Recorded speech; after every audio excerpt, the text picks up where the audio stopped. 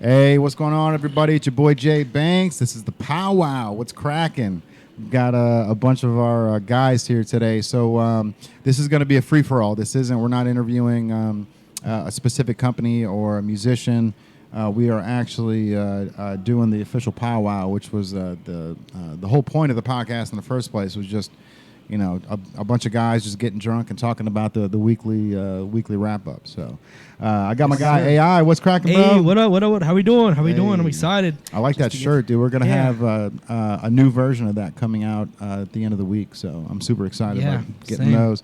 I just printed these up, too, man. These native brand shirts. Yeah, they went quick. Sure. They're flying, too. Bro, that color is just fucking ridiculous. Dude, the color, I overheard someone talking, a couple people up at the front, they're like, I love that color of that shirt. I can't leave without it. And they brought up two of them. So, like, yeah, bro. I've had a couple people go, man, this is so Kanye. It's like, all right. So it's like, and it's really, the only difference is like the same thing that my guy Kurt or YOMN's wearing. What up, YOMN? What's cracking, bro? What's up? What's up? So he's got the Alabama version, which you're from Alabama. Birmingham, Alabama. And my entire dad's side of the family is from Jasper, Alabama, which is just outside of Birmingham. So 205 is still the area code for them as well, man. So appreciate you rocking that, dude. That's actually that's super rare. That was like actually the first one or one of the first ones that we did with the 205 area code. Yep. But and of course we always got Brad back here. What's cracking, Brad? How you doing, bro? So he's actually he's on the computer. So if you guys have any questions for us, if you want to chime in on any of the stuff that we have going on, just comment below. Brad will stop the conversation if he has to. He'll ask the question. He'll get you on. Whatever we have to do to be more interactive with you guys. So. So this today, bro. So how do you want to start this, man? You want to start with the crazy gun violence that's going on? Let's start with the sad shit. And then end with sports, bro. Yeah, that's cool. That's how we should do it. Okay.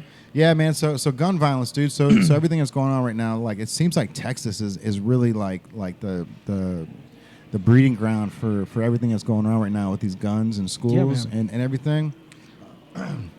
Now, I don't know if a lot of people know this. I actually grew up in Chicago, which is one of the worst cities in the United States for gun violence, right? Yeah. And even in high school, freshman year. So this was in the 90s, dude. Like they had metal detectors to walk through. Yeah. You know, it's not an end all be all. It's not gonna solve the situation.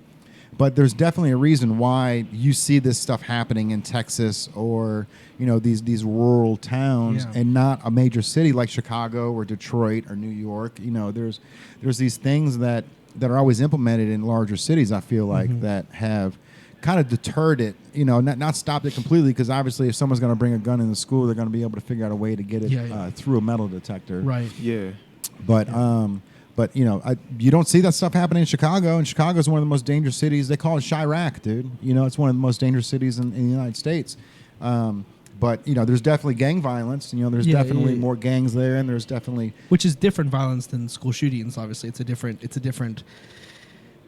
entirely different form of violence. Obviously, because the school shooting is like a surprise attack that someone's taken out on innocents, where gang is like, if you will, like two different sides battling. And like Texas kind of lives at their own pace, man. They kind of do their own thing to a degree. They were trying to secede from the United States, so they kind of go at their own beat of the drum. Yeah, they're actually on their own power grid too, man. So there's like the what is it, the Northern Power Grid, Southern Power Grid, or East and West, one of those two. But Texas actually has their own power grid, which is crazy. Like so, there's a lot of stuff about Texas that people don't realize, that they're almost like independent on their own country. Yeah. They want to be their own country. So like, I mean, you're there because like a lot of the issues is that they're like the rest of the world isn't dealing with people coming over from Mexico. We're dealing with it, and it was just like there's a whole dynamic that they're separated from us, and they feel separated. Right. And if they want to become their own, I mean, I obviously want the United States to stay intact, but like I understand a different lifestyle in a different part of the country. You know what I mean? We live differently than the West Coast. We're in the Midwest. Yeah. Every part of the country has their own things to overcome. We don't have earthquakes here. We don't have certain parts of that don't happen. Like, so everyone lives differently, and Texas is very different, obviously. And gun control coming out of there is the focus right now. And I do think there does need to be some kind of regulation where, at the end of the day, like, giving somebody a gun just to come in like they're buying a stick of gum, that's a little different. You know what I mean? Like, there is something there. I don't know the solution because it's a deep rooted topic and there's a lot to it. But I do think like you should have at least a little bit of like some paperwork to fill out and a little bit of time before you can get something that can, especially some kind of weaponry that can take out a mass amount of people at a short period of time. Like anything that's automatic. Yeah, anything automatic. Like, because you're not. Why do you need that? What is the purpose? I mean, you're not going to use that when you're maybe hunting deer or you're going hunting. You're gonna use that for something more intense, I guess. More aggressive. Exactly. You know? So there does need to be some kind of, I don't know what reform or what kind of control needs to be done. I mean, we should have our guns taken away. We should be able to protect ourselves. I think that's apparent. But I mean, so what's the balance? what's the best option? Is it having teachers carry guns? Because I don't agree. I don't think that's the answer. You know, is it reinforcing the doors? I think something as simple as that could go a lot further. I mean, I think Ryle was really like, after the whole Clay Shrout situation, dude, I think Ryle like buckled it down because like I remember going to school and running a little bit late because I mean it's unfortunately that's his MO. Sorry, when I come there, I come full force though. But the thing is that I would get to school and the doors would be it would be locked down. I'd have to go through the office, whatever. And luckily, like my person who watched me, I called her my second mom, my Aunt Diane, basically. Aunt Diane would be in the office. I'm like, hey, Aunt Diane. She's like, hey, Andrew. Like, and I'd walk in, whatever. Yeah. But like, they did secure. And I did notice there was some security that when I went to like Boone County High School and other schools for wrestling things or whatever, wasn't the same security. Right. And I think Ryle built it because of the Clay Shrout. Right. So for people that don't know, that happened in what, like 1992, 1993. Clay Shrout was a freshman at Ryle. Well, he was a freshman when it happened, right? I don't know if he went to Ryle. He went to Ryle High School. 17, so he might have been older. And he his parents took his car away for something, and he got so pissed that he ended up murdering his parents. Killed his whole family. Killed his mom, his dad, killed his sister, and then went to school and held the class hostage for a couple hours. And because they took away his car. It was something. He got grounded for something, but so he actually like went haywire, killed the whole family, went to school and held the class hostage. And I think Randy Cooper, was it Randy Cooper? So Mr. Cooper. Yep. Cooper was the one that and rest his soul, man. Randy Cooper was the whip, dude. He was amazing. He was super Rest dope. in peace. Rest in peace. He did pass in my senior year. So and Cooper High School is actually named after Randall Cooper. So he was our principal back when we went to Ryle, but he sacrificed himself, man. Somehow he was what did he do? Just he swapped out the teacher for. He's like, get the kids out of here. I'll stay here, something like that. He sacrificed his life, but he came out alive, and he's a legend, man. Clay Shrout didn't kill anybody in school. Crazy to think, dude, that like he that'd been the first Columbine. That'd been first Columbine. It's even crazier. We'll get here to get to my parents' house. You have to pass Clay's house. I used to treat the yard when I worked for Scott's Lawn Service. It was so eerie, dude. Yeah. So eerie. Like there was one day that I was treating it. The front door was just open. No. Open, and it was like there was the people that lived there. I think she was in a wheelchair. There was like a handicap accessible like house. But just the stigma of the house was so eerie, dude. Like being in the backyard and being in like up against those windows and thinking like, man, this is like where his mom and dad would just wash dishes, bro. Just like looking out at their yard. It was bro. It's a nice house. Like now the house is probably worth $400,000 or $500,000. You know what I mean? But like for somebody like that to go and kill your whole family over something, so it's crazy, dude. It's literally 2.5-3 minutes, like driving from my parents, you literally have to pass it every time, and like you pass it. And now, I mean, I don't think about it that much. I like when I have someone in the car, I'll point it out, whatever. You have to go down like a speed bump and stuff. Yeah. But I have had a moment one night when I was coming home late, like going to my parents late. I wasn't living there, but like I was coming home to stay one night, and I was driving down that little hill, and there was like a weird thing. I don't know. I believe in supernatural. I believe in the paranormal in there. But that moment, and I like looked over and I saw it for a quick second, and it just went and like, and I realized where I was. I was like, oh man, I'm next to Clay Strauss. It was a very odd moment. And that little dip, and that if you've never been there, you wouldn't know. But just like go over a speed bump and then go up the hill. No, it's not that bad. I mean, it's a suburban neighborhood, but his house just sits there right next to some group of trees. And it's definitely eerie. And I had a moment and I like saw it real quick, and I went on. I was like, nope, just let's go home. Let's just keep going home. Like but that real life like whole family was gone quick, man. He was actually up for parole. This has been like then they found his hit list. 28 years or something. They found his hit list. Hit a hit list he had made.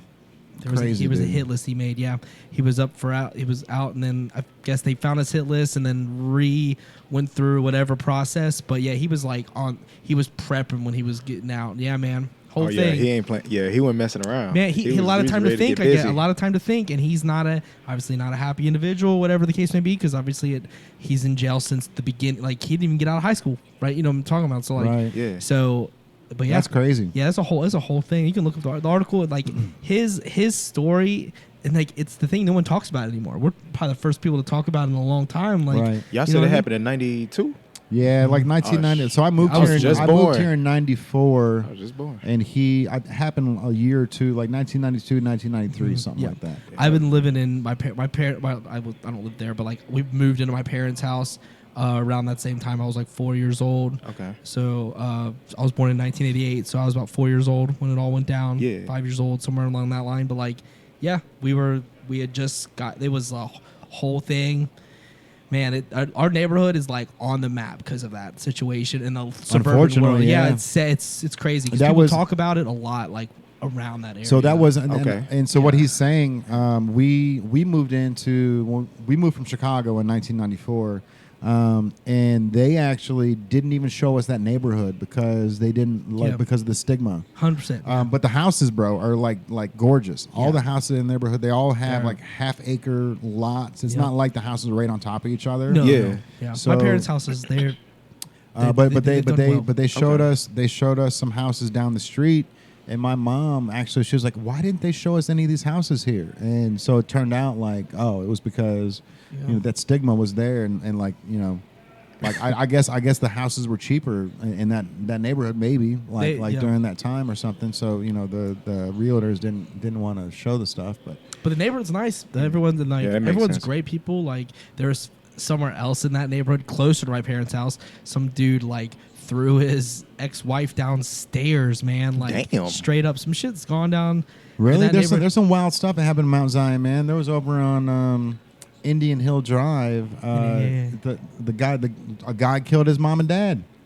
In Indian Hill? No. It was in Union, Kentucky, but it's on Indian Hill Road. Yeah. Okay. Right off of Mount Zion. So it's not like an expensive neighborhood or anything like that. But the guy was like 40-something living with his parents and ended up killing his parents. So it's a crazy world. I ain't gonna bro, but like here's the thing though, world, man. Like these moments where people have these, like what the fuck moments, like whether it be killing yourself or trying to kill others, man. Like there's like I don't know if the kids understand the repercussions of the next 20 years, right? Like. Or if you're going to kill yourself, that like it's a low moment, right? But like Joe Rogan said, it's like one of those things where like you were down and out, so you went ahead and pulled the shoot.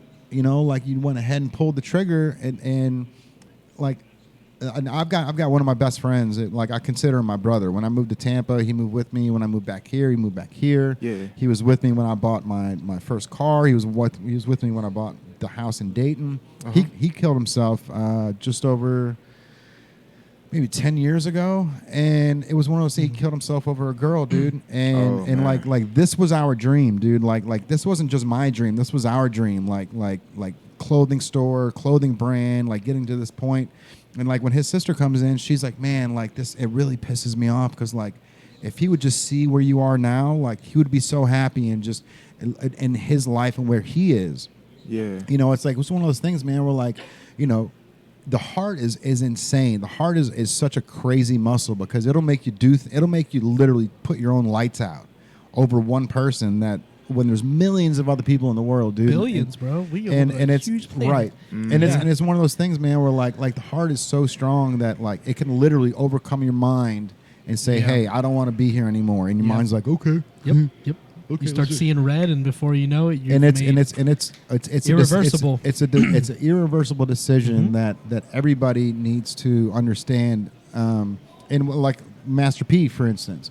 Tatiana, she was 29 years old. His daughter, she passed away on Saturday at 2:30 in the morning. Rest in peace. And yeah, man. And you know, it's so sad for a husband or a father or a mother to have to bury their children. Right? That should never happen. You should never have to bury a seed. Right? Yeah. Right. But for him, man, it's like, and he actually said, I've got the quote here. Mental illness and substance abuse is a real issue that we can't be afraid to talk about. And that's the truth, man, because, you know, there's moments like, for instance, I'm not gonna say it, but 2 weeks ago we had a friend that we all know that was on Facebook saying I'm done. I'm checking out. And wrote a letter to his son saying, hey, you know, take care of your mother. And I was like, bro, what are you doing? Stop. Whatever you need to do, whatever you come in tomorrow, let's talk about it. Let's talk, bro. Yeah, like or let's not talk about it. Come on in and let's just shoot the shit, bro. Let's just come in here and let's just hang out and have a good time. And he left me on red, and then I contacted a couple other friends, said, hey man, there's an issue going on. And the next morning, I sent him another message. Hey, bro, I took, like, obviously when I messaged him that night, bro, just sleep it off. You know, let's talk in the morning. You know, like you don't have to tell me your issues, right? Just come here and give me a hug. That's it. Right. You don't have to give the deep details. Just have human contact. Have that energy transfer, so that it's something because right now you're living in a lone moment, right? So you're feeling like no one can relate, even if you were to tell your problems, you don't think that other people care, right? So you have to like give that human contact, give that hi hello to them, so they can just connect. For sure, because bro. if you don't have the connection, man, you're on an island. Right. and nothing good happens on an island, man. Of your own thoughts, bro. Exactly, and your heart and mind, they're way too strong when you're alone, man. Yeah, like you said, the heart's powerful. Like, you get broken up with, something happens, and before you know it, you're off into doing the dumbest shit you've ever done. How crazy is that, bro? Like this thing right here can convince this that there's nothing left. Right. There's nothing left for you here. Race dude. is over. You lost. Like, it's like, come on, no. So, lots of life, man. But on a good note, our friend is doing well. Good to know. Okay. Yeah, for sure. Yep. For sure. And we love you, bro. Yeah, shout out, man. Shout out. Yeah, whenever you want to come back in and hang out and be a part of it. And that's the thing. He came in the very next day, and he actually like came in with his son too, which is cool to see. And I was like, hey, bro, like, nice. Yeah. Good. And that was one of those things where you're just like, dude, just keep at it. Like you know, it's always darkest before the dawn, dude. You know, and that's one of those things like. And I had another buddy who got into an argument with his wife. He actually hit her, and he killed himself, bro. You know, so that was one of my friend's brothers.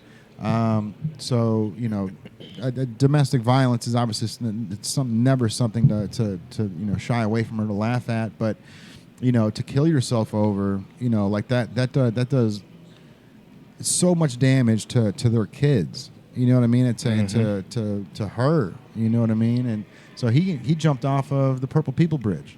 Ooh. He just, bro. Man. Like the bridge right here? Yep. No, it's not the Purple People Bridge. The big the Blue Bridge? The 471, the Big Mac Bridge, the yellow one. Oh, okay. 471, right next to the Purple People Bridge. Lord. But literally, he was driving and he just pulled the car over right in the slow lane, left his wallet and his cell phone in the seat and jumped over. Doesn't know how to swim. Ironically, his dad died in the Ohio River when he was 2 years old. Oh man. He fell. That's wild. So he fell in the water, and how did he fall in the water? 2 years old. They were in a boat. Okay. He fell overboard, and their mom was pregnant and yelled at their dad to save John, and she was like, "I'm gonna jump in if you don't." And their dad didn't know how to swim, so he jumped in and grabbed Johnny out of the water and got him back on the boat. But their dad drowned trying to save Johnny. That's Which is terrifying, that is man. terrible. It's and like I love that family to death, man. They've just been plagued with like bad luck left and right. Yeah. But it's one of those things, dude, where like, life is short, and you can't, to take your own life over something. It is a tough feat, dude. And it's like whether it's your love of your life or whatever it is, you lose your job or you lost it all. You know what I mean? But it's always darkest before the dawn, man. Yep. And that's one of those things. Like, we built this store for misfits and for people that have issues and troubles. And that's one thing that I've noticed, bro. Like, while I'm here, man, like when people have like home issues, bro, they come here. They come here to vent. They really do. They really Stress relief. They will come in here and they will lay it right on our desk. Like, we're there sitting there doing work, whatever, and they will just drop the problems, and we're like, all right, I guess we're gonna talk. We're shifting our conversation to what's happening, and we will, like, in my mind, like, if they got a problem and there's something important going on, it takes priority, because I do know that people come here for some relief, and I recognize that. We're more than a retail space. We're a collective, and we're here for others. So, with that being said, if it's time to talk, it's time to talk. Like, we'll do so. Like, the sales will come. They'll come no matter what. It's gonna, regardless. But that person might need you, and you don't even realize it. So I would rather be the person to have that conversation to keep it going, rather than disregarding them and then not be the last conversation they ever had. So, like, it's something I think about. And it's crazy, bro. You never know, like what somebody's going through, or like, it's like I said, the heart is so strong, man. They could be here one day and just say, "Look, nobody gives a shit about me." You know what I mean? 100%. And just the next morning, they didn't realize that there's a whole outlet of people that want to listen and want to care. And that's what this place is for, man. We get these kids coming in all the time, 12, 13, 14, 15 years old, and you can tell some of them have rough lives at home, bro.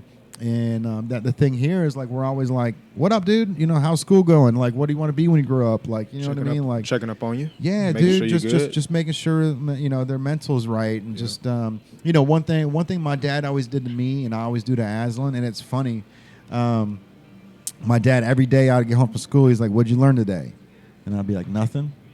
And he's like, "You didn't learn one thing today? Like, not one? Like, you were in school for 8 hours and they didn't teach you one new thing, dude?" Yeah. And so he would literally like make it to the point where, like, all right, like, I learned this today. You know what I mean? And I would do the same thing to Aslan, and Aslan's like, I didn't learn anything today. And I'm like, "You didn't learn anything? Come on." Yeah, but shout out to Papa Banks. It's an anniversary. Yeah, bro. It's an anniversary, Yeah, man. I was talking about that to Kaylin, man. Like, I don't know, is like a death anniversary something that to, like, remind you of life? It's tough to do, man.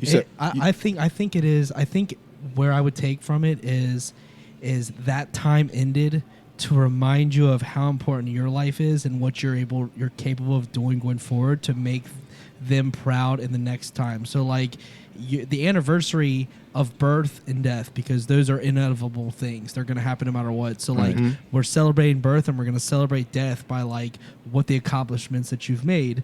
And him looking down, that it's about him looking down. You know what I mean? Regardless of what you believe in, it doesn't matter. But his energy had to go somewhere. At the end of the day, it had to go somewhere. Where it went, it could be in the store. You never know. Like, it could follow Jay all for the rest of his life. Who knows where the energy went? Yeah. If there's pearly gates or not, it doesn't matter. But, like, it's the death aspect is, like, that's the end of his time. No matter what the case may be, his time had to come at some point, and that was it. So going forward, it's about making the most of what he taught the people while he was here and letting his legacy live on after his death. So like, I think it's all right to have anniversaries for birth and death because they're significant in their own right, and they're to teach you specifically because it's your father, right? And like, and you don't think about it in the real time, but if you look at it from the outside, his lessons are still being implemented. Oh, every day, bro. Every day. Every So like, single day. it's like you have to separate yourself, but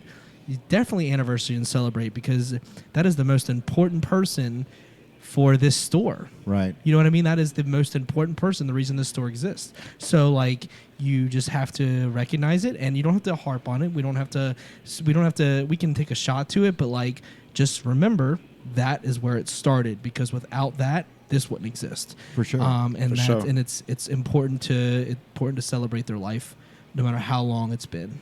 I think. Sure. So that's where I'm at. I appreciate that, man. Yeah. And he really did set it up where like I wouldn't be here without his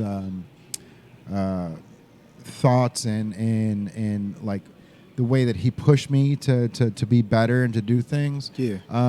The first place that I bought, it was a 3-unit building for $69,000 is what I paid for it. Like the place is worth a lot of money now. But I told him, I was like, dude, like I don't want to be a landlord to somebody. I'd rather have 3,200 square feet to myself instead of only 1,200 square feet and then giving 1,000 square foot to someone else, and then 400 square feet to a clothing store. And my dad's like, look, dude, if you want to own a clothing brand, this is what you need to do. You can live here upstairs. One of your buddies can live downstairs. You guys won't be stepping on each other. And then you can have your own clothing store in the front that you can dick around in and have fun with. He's like, your buddy is basically going to pay the mortgage, and then you can live upstairs, and then you can figure it out as you go. So he was trying to basically like get you to the steps. For sure. Yeah, dude. the steps. Absolutely. Shout out to him. This is a picture of him. Hey. Okay. He looks like me, bro. I look like him. That's what my mom said too, man. It's So this podcast forward, no one's gonna forget. You know what I mean? Yeah, Lee Banks. So it's been 10 years, man. So he passed away 10 years ago, and I wish he was still here because I would be so much further along. You know what I mean? Like it wasn't expected. He died out of nowhere. I wasn't ready for it. None of our family was ready for it. Right. But it was one of those things, man, where it's like, all right, you got to put your big boy pants on now, dude. You know what I mean? Like you're the man of the house. And I wish if I would have known that I had ample amount of time left, like I would have picked his brain on every single thing I could have thought of, right? But like, you don't get a chance to do that until you look back later on and you're like, damn, all right. So then you start remembering how he was, and then like for me, like everything reminds me, like the things that even the way I cough sounds like the way that he coughs. So it's like everything that he's done is like kind of implemented to me in a way. And I know I've said this on a podcast before. Like my mom has done Adobe Illustrator, but before Adobe Illustrator was even a program, so she would have to literally cut stuff out and cut and paste on an actual piece of paper. And then my dad printed the stuff. So I'm actually doing everything that they're doing, just in my own lane and putting it on clothes instead of onto newspapers. Yeah. Right. So it's really cool that, even though I didn't get the last 10 years with my dad that I wanted, I've implemented everything that he's taught me and everything my mom's taught me, and I've created my own lane without working at the printing company. Yeah, you've mixed colors and his colors in the mix. That's kind of how I would view it. I like the way that sounds. Yeah, for sure, man. That's where I look at it. For sure. But yeah. Is this here comes our delivery. bags right now. Brad, I think those are our bags. Special Nice. delivery. Yeah. We're getting low. It's a good problem. Right. Yeah. For sure. I was burning through them on Sunday, man. Like I was like, I'm running low. I gotta hope going I on, can get man? through tonight. Appreciate you, bro. For sure. Good All right, weather. man. What's the answer when it comes to school shootings, man? Do you think because you're right, Ryle definitely had that lockdown thing down. Like after, Trust me, I know. After like 8:05, you couldn't get into school. No, you could not. It was even later. Earlier. We had to be in homeroom by we had to be earlier than that because 8:05 we were already out of a seminar. So Right. But it was, I thought it was like there's a couple point- minutes after 8 Yes. was like when all the doors locked. yeah, or everything whatever. locked. Yeah. But I'm talking about the main doors to enter. So like Right. To enter the school. Yes, exactly. Like So what you- it is what it is. Would you have to press like a button or something, Mm. like a buzzer to get in, or like? No, you just had to go through the office, and then they I guess Okay. I guess I there see. was a buzzer thing, but like they let me in every time they saw me, whatever. But Yeah. but like whatever. But we did all right. But like it's just yeah. So I'm a night person. Come on now. But like so. They would buzz me. They would let me in, and then they would say hi to me, and then I would just go straight to Miss Recton's class, and I was a wrestler, so I was always like doing wrestler things, spitting bottles, and like trying to do whatever I could to lose weight at the time. But like, Yeah. I would be getting in there with all my clothes on, Got sweating. garbage bags under your Dude, under I was. your pants. Or you did the garbage bag thing? I with did my fair share of losing weight. Yeah. It said it make you like sweat, I would more. sweat like, yeah. dude. I would literally run every night. I would run like 3 miles through my parents' neighborhood, all the way past Glacier's house. Yeah. Okay. I would run it through all the way to my friend Ryan's mailbox and run his stop sign. There's a stop sign, and I'd run all the way back, and I would do what it took. I would sit in the bath Feel it. and heat my weight out because I had to lose I was losing a lot of weight between Wednesday and Saturday, and then Saturday wrestling tournament, and then Sunday I would be eat what I want, and then starting Monday run. I missed like every Thanksgiving meal, all of high school. I never ate Thanksgiving, so except my freshman year when I was naturally 100 pounds and I didn't worry about it. But sophomore, junior, senior, never had Thanksgiving. Moms got mad at you. No, they understood. Okay. They understood. I was committed to it. I told you, if I'm there, I'm there. We're there. Like it's like, why be half in? I didn't love it. I wasn't passionate. I was just good, and I was at the right weight, and it worked for me. But like, I didn't love it. It wasn't. I was music focused, but it was a sport that kept me in shape.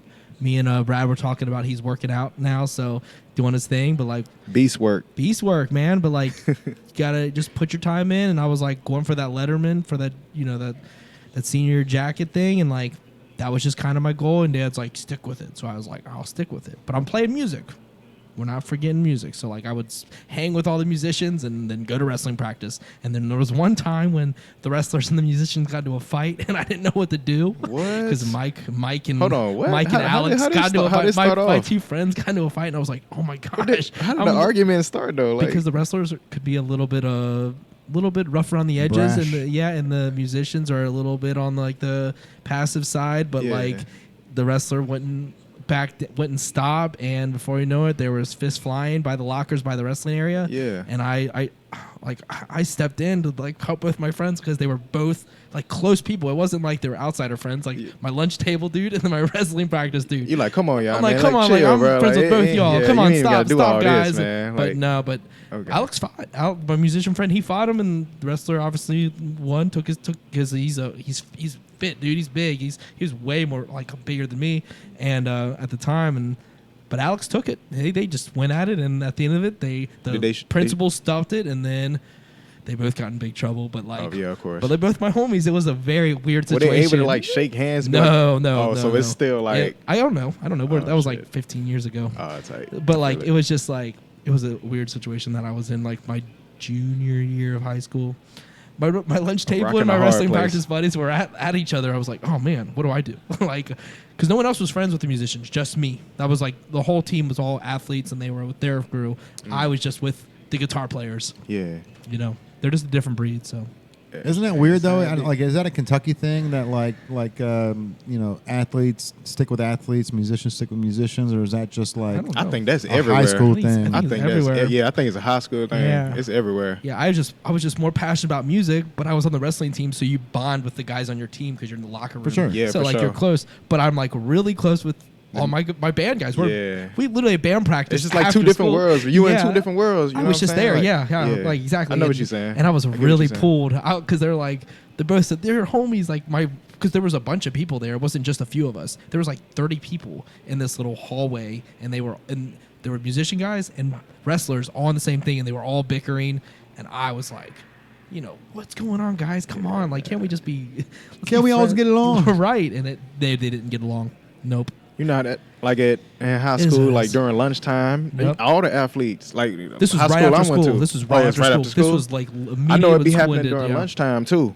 Like lunchtime, Oh, yeah. all the jocks they sit together. Yep. You know what I'm saying? Yeah. The debate team they sit together. Yep. Cheerleaders they sit together. Like everybody got Yep. their own group. Yeah, And I, you know I what sat I'm with saying? my I sat with my musician friends, but my wrestling group. I was on friends with the football team too. I could have sat with them, Yeah. but like I had more fun talking about like the next album that was coming out. Right. That's what we wanted to talk about, and that's where I wanted to be. So we I feel it. sat them. That's my personal choice, whatever. And they didn't hate on it, like whatever. They were cool with Yeah. the practice, no big deal. Because I was a varsity wrestler, so I wasn't like I was like in the mix with everything too. So like I was not like outcasted because like JV varsity has like there's a split. There's a split there, but I was like in it. I was in it deep.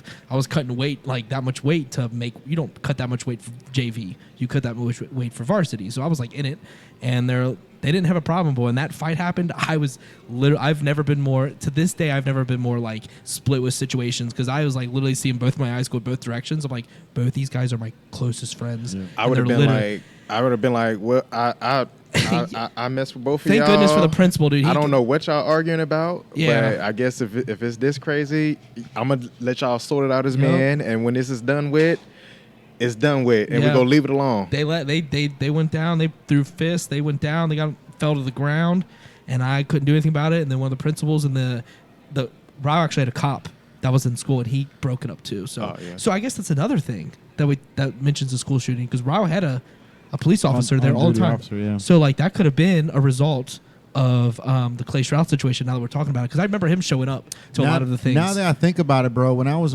in middle school in Chicago, we had this dude named Reggie Richardson, man, this big black dude. He had two gold R's on his two front teeth, bro. Oh yeah, He was the dude in our middle school that just made sure that nobody fucking got in fights. Oh, okay. So they literally had like he wasn't a police officer though. Like he definitely didn't have like he wasn't wearing that shit.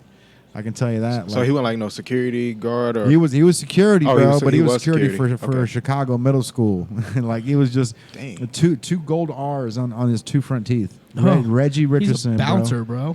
and that was a middle school security guard. Huh. Yeah, I'd like to, yeah, he from the streets. bro. I'd like to try to find him again, man, because he was one of like, I mean, this is 7th, 8th grade. This is fucking decades ago, and I still remember the dude's name, and I still remembered all the conversations we had, man. And it was just like every time he smiled, it was just two R's right on his teeth, bro. Two gold R's. Yeah, like as soon as he smiles, and you hear the sound effect come from somewhere. Right? Yeah, man. That's hilarious. So I'm thinking back on it. I don't know if the security, the police at Rao, I know he carried something on his hip. I don't know if it was a gun or some kind of like maybe taser Mace or or something. something, Maybe and he yeah. did have something on his hip. Now that I like visually and thinking back and like remember he had like he was an older guy, like grayish hair, Mm-hmm. but he was always there and he was always on the corner of things. So he's watching it and like I don't even like now that we're talking about it as like adults growing up, but like think about it, that's probably why he was there. 100%. In the first place was because the Clay Stroud thing, which we don't think about in the time. We're just Never. there at school, Yeah. and he was always on the corners. Always, he was really nice dude. But like he did show up for those situations, and I don't know if he had a gun or not. If the gun because that's a big thing to bring a weapon into school, even if you're a security guard. Right, and that was one of the things. Like I was watching a video, and there was 3 teachers that they all had 45s, and all 3 of them. Wow.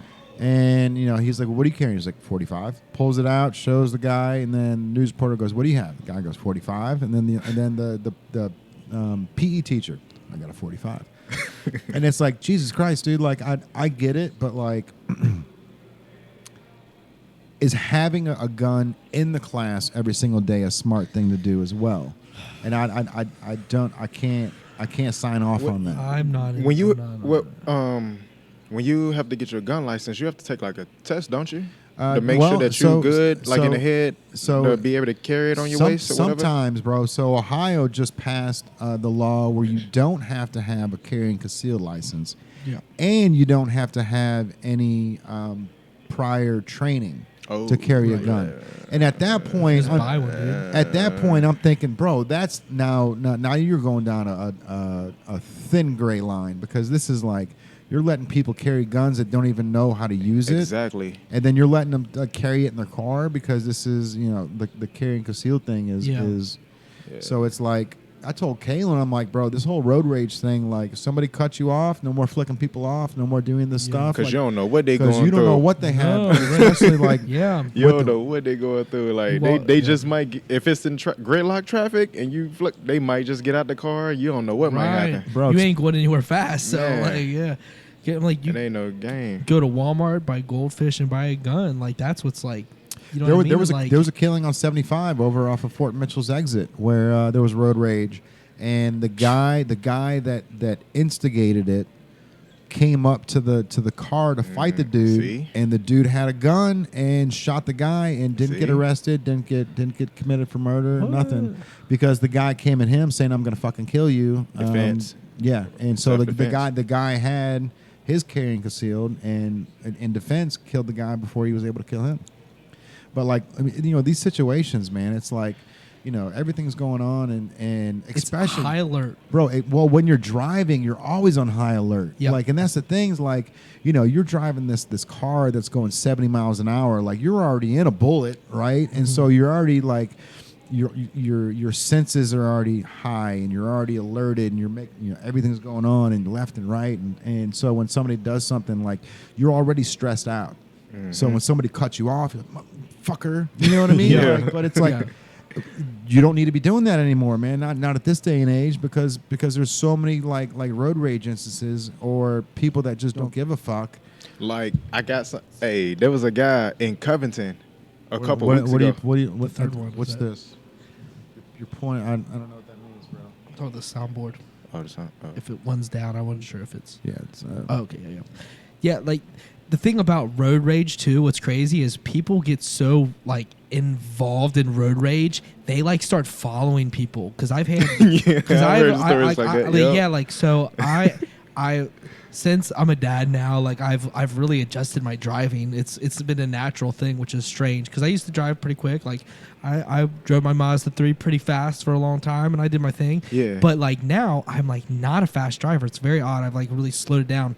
But like back when I was quick, I would like zoom in, and I know people get like all butthurt when you're just like passing them. And I've had people follow me multiple times. I never understood I'm like, that. what are you doing, man? Like just Yeah, let me I go. never understood that, Like let me for go. real. What are you trying to Like prove people something? be driving slow, and then like if you jump in front of them because you got somewhere to go, they'll get mad at you. Yeah. But it's like, right, but what's in their car at the end of it? You know what I mean? Like, what are Yeah. they? How mad are they? Are they having the worst day of their life? And all of a sudden, this guy's gonna trying get to- my wrath. maybe they think you trying to like show them up or something. I don't Right, know. right. Like, but I don't nah, know. not like that. I ain't worried about you. I just gotta get You somewhere. got to go somewhere. Like, Shit. like, The people got things to do. Right, I'm late You know, enough. like, got places Gotta to go. People go. got things to do, places to go, all that. Yeah, Like, but people get like in their head, and if they're in their Yeah. head, and they're able, if they're carrying, and like we live in an uncertain world with people with now we live in an uncertain, stressful world. We're still like dealing with post-pandemic, even though we're in the. I guess we kind of still are in it because there's cases popping up, but like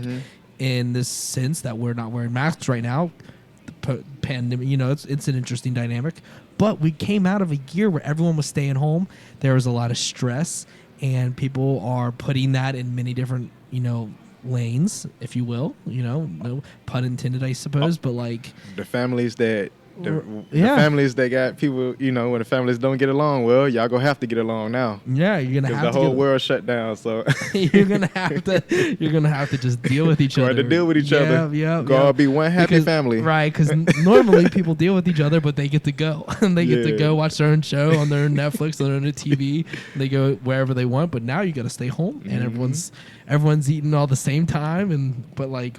We've dealt with that stress for a long time, and some people handle it better than others. I mean, there's cabin fever, and when cabin fever really messes with someone's head. Yeah. Cabin Oh, fever. for sure, bro. Cabin fever that's made people suicidal many times, and Oh, yeah. and like it's what do you do?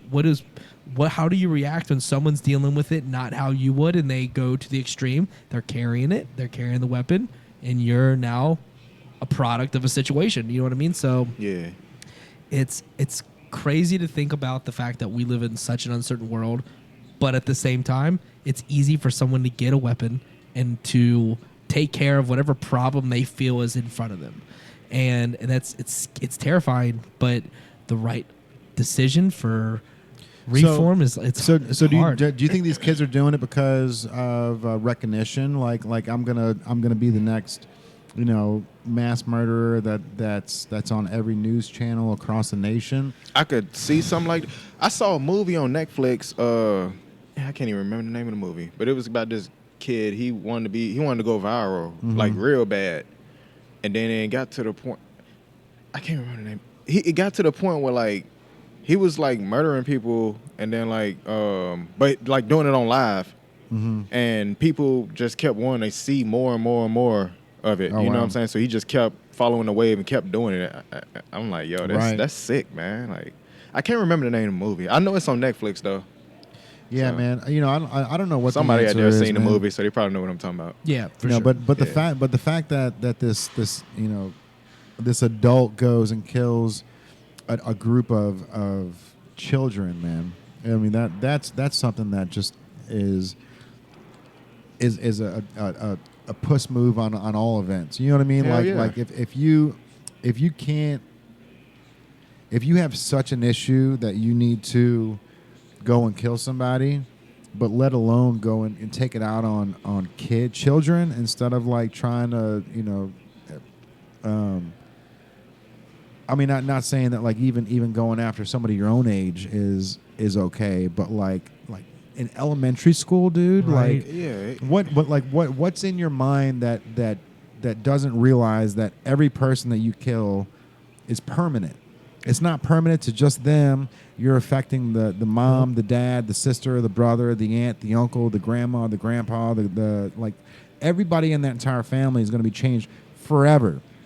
Not just a week, not just a day, like their entire life is changed forever. When I hear stories like that, I be thinking like, how does not like, as far as like his family goes, like how did he shot his grandma on the way out.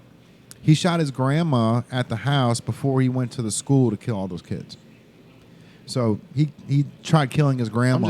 I'm just like how no one like saw the weirdness.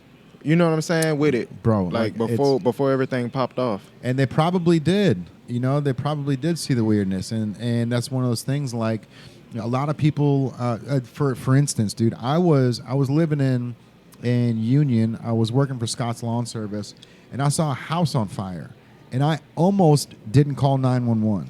Oh yeah, this story. Yeah. I drove past the house, and there was smoke coming out of it, and I stopped, and I was like, should I call 911? I'm like, no, bro, somebody's must have already called 911, right? Like this, it was 7, 8 o'clock in the morning. This house is like starting to become engulfed in flames. Yeah. But I decided to call the police anyways. So I called 911, and they were like, no, we haven't heard anything. But that's just one of those things where like, you never like, you always think that, okay, well, somebody else already knows, or somebody else has already done it, or like, I don't want to call 911. I don't want to burden people, or I don't want to, I don't want to have a false call on 911 or whatever that shit is. 100%. But at the same, but I saved the baby's life that day. Oh shit. Yeah, bro. Okay, hell yeah, man. Yeah. So I mean, it's not like I don't need That's to be cool, clapped for it. Yeah. No, but like, bro, baby. it's real talk, man. Yeah. Like on the real, like I know it may just be a thing of the past, but like real that shit. person is. Oh, bro, There's still we'll see the fire thing. Like, is not a joke, bro, man. so they didn't even know. So what happened was I drove past the house, it was smoking, and I turned around and I called 911, and then I pulled up in the driveway, and I was on the phone with 911. She was like, "Is anybody out there?" I was like, "No." She said, "Okay, well, go knock on the door and get them out of the house." So I went over, I knocked on the door, and this lady opened the door, and she was in a robe. And I was like, "Ma'am, your house is on fire. You've got to get out." And she was like, she just woke up. She's like, "What?" And I was like, "Your house is on fire. You got to get out." And so she comes out the house, and then she runs down the sidewalk, and she sees the house on fire, and she screams, puts her hands in the air, and runs back in the house and closes the door. And so I'm on the phone with 911, and I'm like, she just ran back in the house. She's like, "Get them out of the house." So I opened the door, and I was like, "You guys have got to get out of the house. I'm already on the phone with 911. You like get out of the house now." So they I guess what happened was there was a 2-year-old that was on that side of the house, and that was where her bed was where her bedroom was. So she ran in there to grab the baby. I started hearing police sirens and the fire trucks, and I've got my Scott's truck, like this big like vehicle that's right there in the driveway. So I'm thinking to myself, fuck man, I got to get this thing out of the way. That like the police, everything's coming. So I pull the car out and I drive off, and then I start with my day. I start treating lawns and all that shit. So like 3 days goes by, and they finally, the people that own the house called Scott's. So they called all these different lawn companies. There was some guy, I don't know who he was, but he came here and he helped us out. And when they finally found me, the guy was like, dude, like his wife and him, they started bawling when like I went out there to meet him. And he was like, you have no idea, man. Like I've already lost a son. Like I lost a son on that connector road from Gunpowder to Richwood. That road right on the side of the highway. It's from Richwood to Frogtown. Yeah, on the where the cross is. The one. You're talking across on the street. That's his son. Yeah, his son died there. Arnett. Yes. So I know the Arnetts. Okay. I know the Arnetts. So I saved the 2-year-old. So she's probably like 12 or 13 now. Yeah, that's deserving of a clap.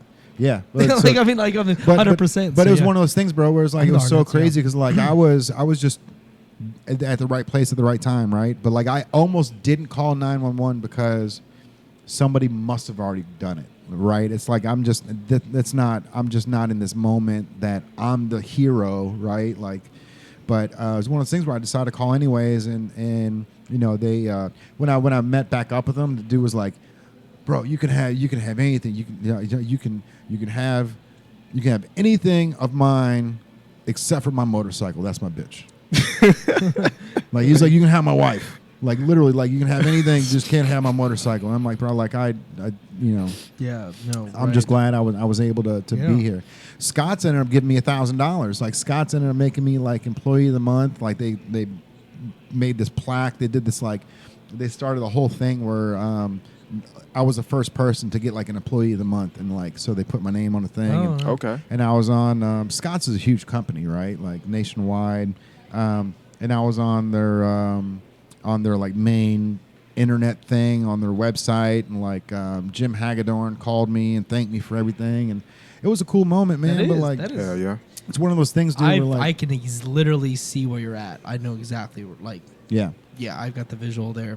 Yeah, it's like it was such a crazy moment, man. Like you didn't know, like again, just right place at the right time, and I didn't hesitate, and that's the issue with a lot of people, man. Is they think that it's already taken care of, or I don't want to cause an issue, or I don't want to be the one to call 911 because I don't want to be tied into the legalities or whatever it is. But bro, if you see something going on, or if you think something's foul, like say something, because you never know, you might be saving somebody's life. You know what I mean? There's moments that we're bigger than our bodies give us credit for, bro. Yeah. You know what I'm saying? And working at Scott's Lawn Service and having that moment was definitely one of those things where like I felt, it's just a Scott's job, man. I was just there treating lawns, but that one moment, and Frogtown's a busy road too. That's why I was like, there's no way that no one else saw this, bro. Like, it's like going down a road that has 15 to 20 cars every minute. There's a car that drives by. You know what I mean? Can I ask you a question? Yeah. All right. So check this out. So me and my friend Jalen, we on our way to work, right? We walking down the sidewalk, and this guy and his girlfriend, they was on bikes. This is, you know how you go over that little bridge right by the Red Stadium? It's like right there. Yeah. Like so we on our way over here though. You're talking the Roebling Bridge, the singing bridge that's like... No, not that one, but the one after that one. Before you get to the Purple Bridge. You know, the one that it take you around the circle.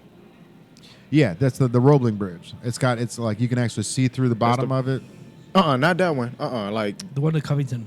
Yeah, that goes past the Newport Aquarium. Oh yeah. By where the Ferris wheel was. Yep. Mm-hmm. We walking, right, and this dude was on the bike. His lady was on the bike, and I don't know.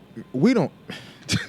He drove in the street. He got hit by a car. I'm gonna just cut to the chase. He got hit by a Was car. it Tyrell? Oh. Nah, it went. He did get hit by a car. He's gotten hit by 3 cars. Yeah, Damn. Tyrell's Let's get been that hit by right. cars. Yes, 3 cars. He's gotten hit by 3. Like what? Yes. Riding what? Skateboard and shit. Bike. Bike. Bicycle. Yeah.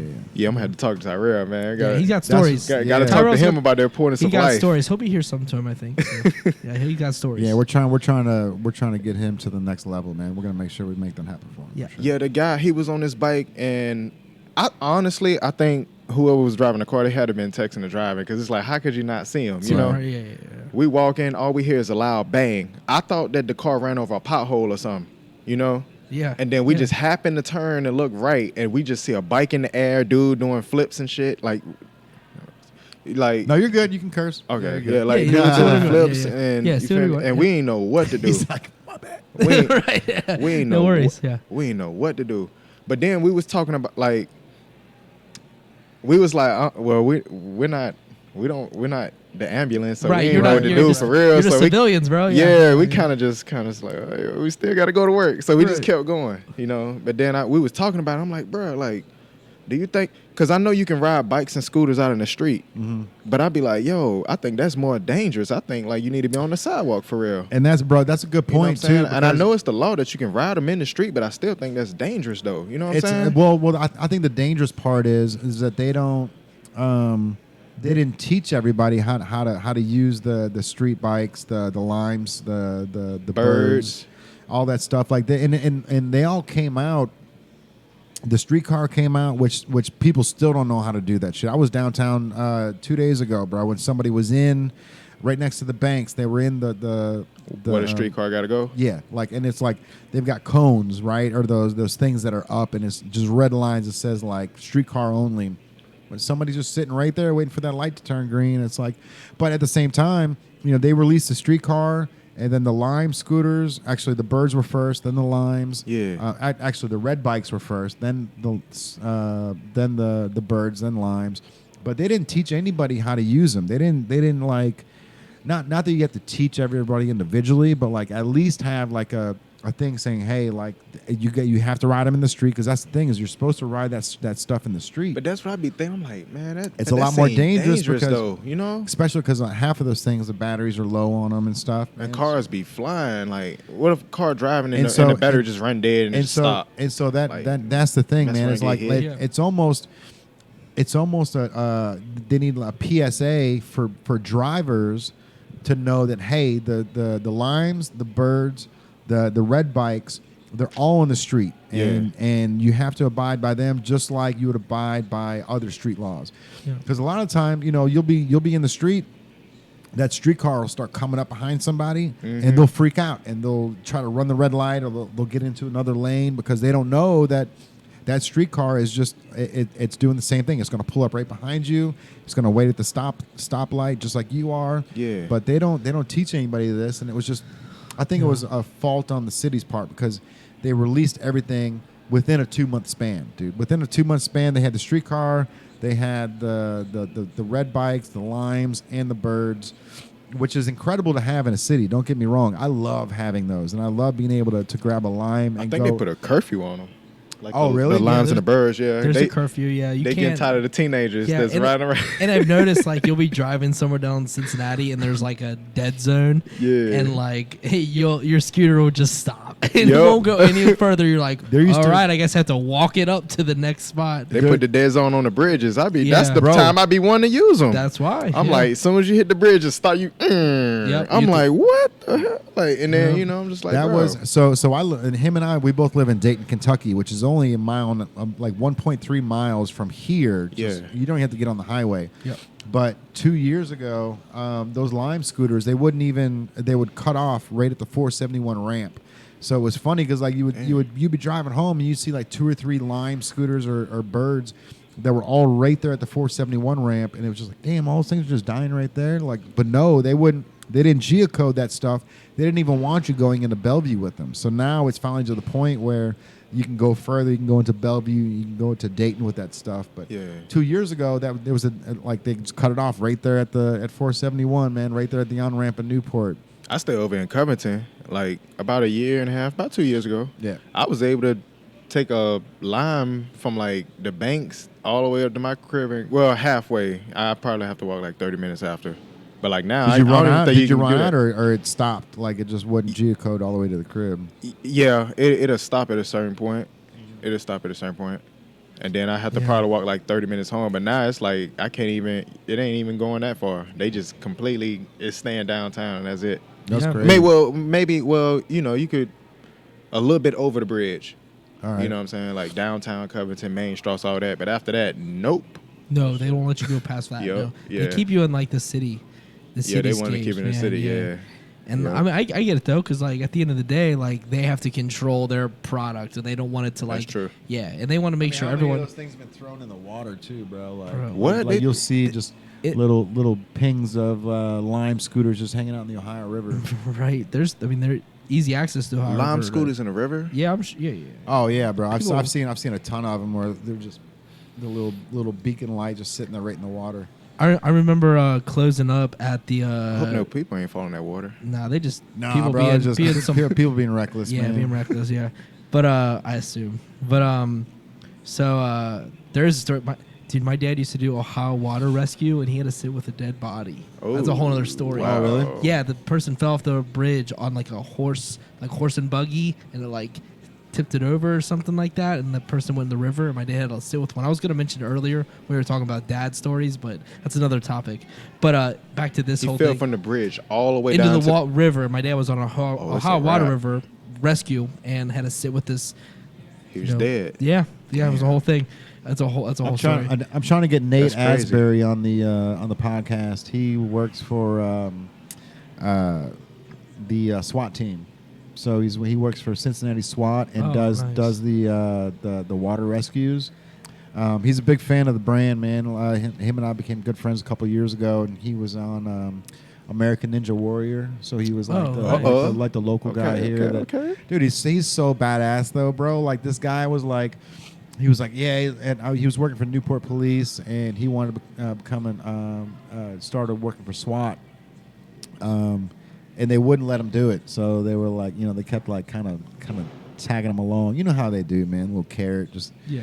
you got to keep him pulling along. So Keep he's you like, involved, but- yeah, and they were like, no, you're not going to be able to do it. You don't have the credentials and this and that. So he went and applied anyways, and got it. So he's like, all right, I'm out of here. Hey, nice. And so yeah, bro, Swag. like he was on the news doing a water rescue wearing the all black native hat. It was super dope. Oh, that is dope. Yeah, he was Yeah, being that's interviewed, big. and it was like the black on black, and it was all soaking wet because he was still in the water. I'm like, Yeah. yeah, That's what's bro, up. that's what I'm talking Show him about. what's up. Yeah, that's right. what's Yeah, up. Nate, man, I appreciate you, Okay, bro. man. Hey, shout out Nate, man. All right, Yeah, Nate. so- Nate. Yeah, he and I've tried to get him on for a while, man. He's like, all right, I'm gonna talk to the boss, man, see what we can and can't talk about. I'm like, all right, bro, whatever you want to do, man. I just want to get you on. I just want to pick your brain a little bit. Yeah, for sure. You know, having people like that in your your bag of tricks, dude, is always awesome, man. Because it's like we've got so many talented humans, bro, that we're friends with that are just across What's up, the guys? board, man. We've got musicians, we've got like all kind of. Have a good podcast, and yeah. What's your name, brother? Anthony. Anthony? All right, man. Kurt. Yeah, man. YOMN. For Yeah. sure, man. For sure. Be safe, man. Yeah, bro. So that's one Yep. of the things where we keep the store open while we podcast, so that people can pop in and see what's going on, or they can still shop if they want to. And all Yeah, that good yeah, stuff, yeah. man. Oh, we are open to the public. I mean, we're chilling here. We're ready to make some sales. If you want to come down and say what's up. But I was gonna say earlier about the scooters. So I used to work at the bowling alley downstairs, and as I was getting out, because it's a bar, so we're closing at 2 a.m. and there till 3.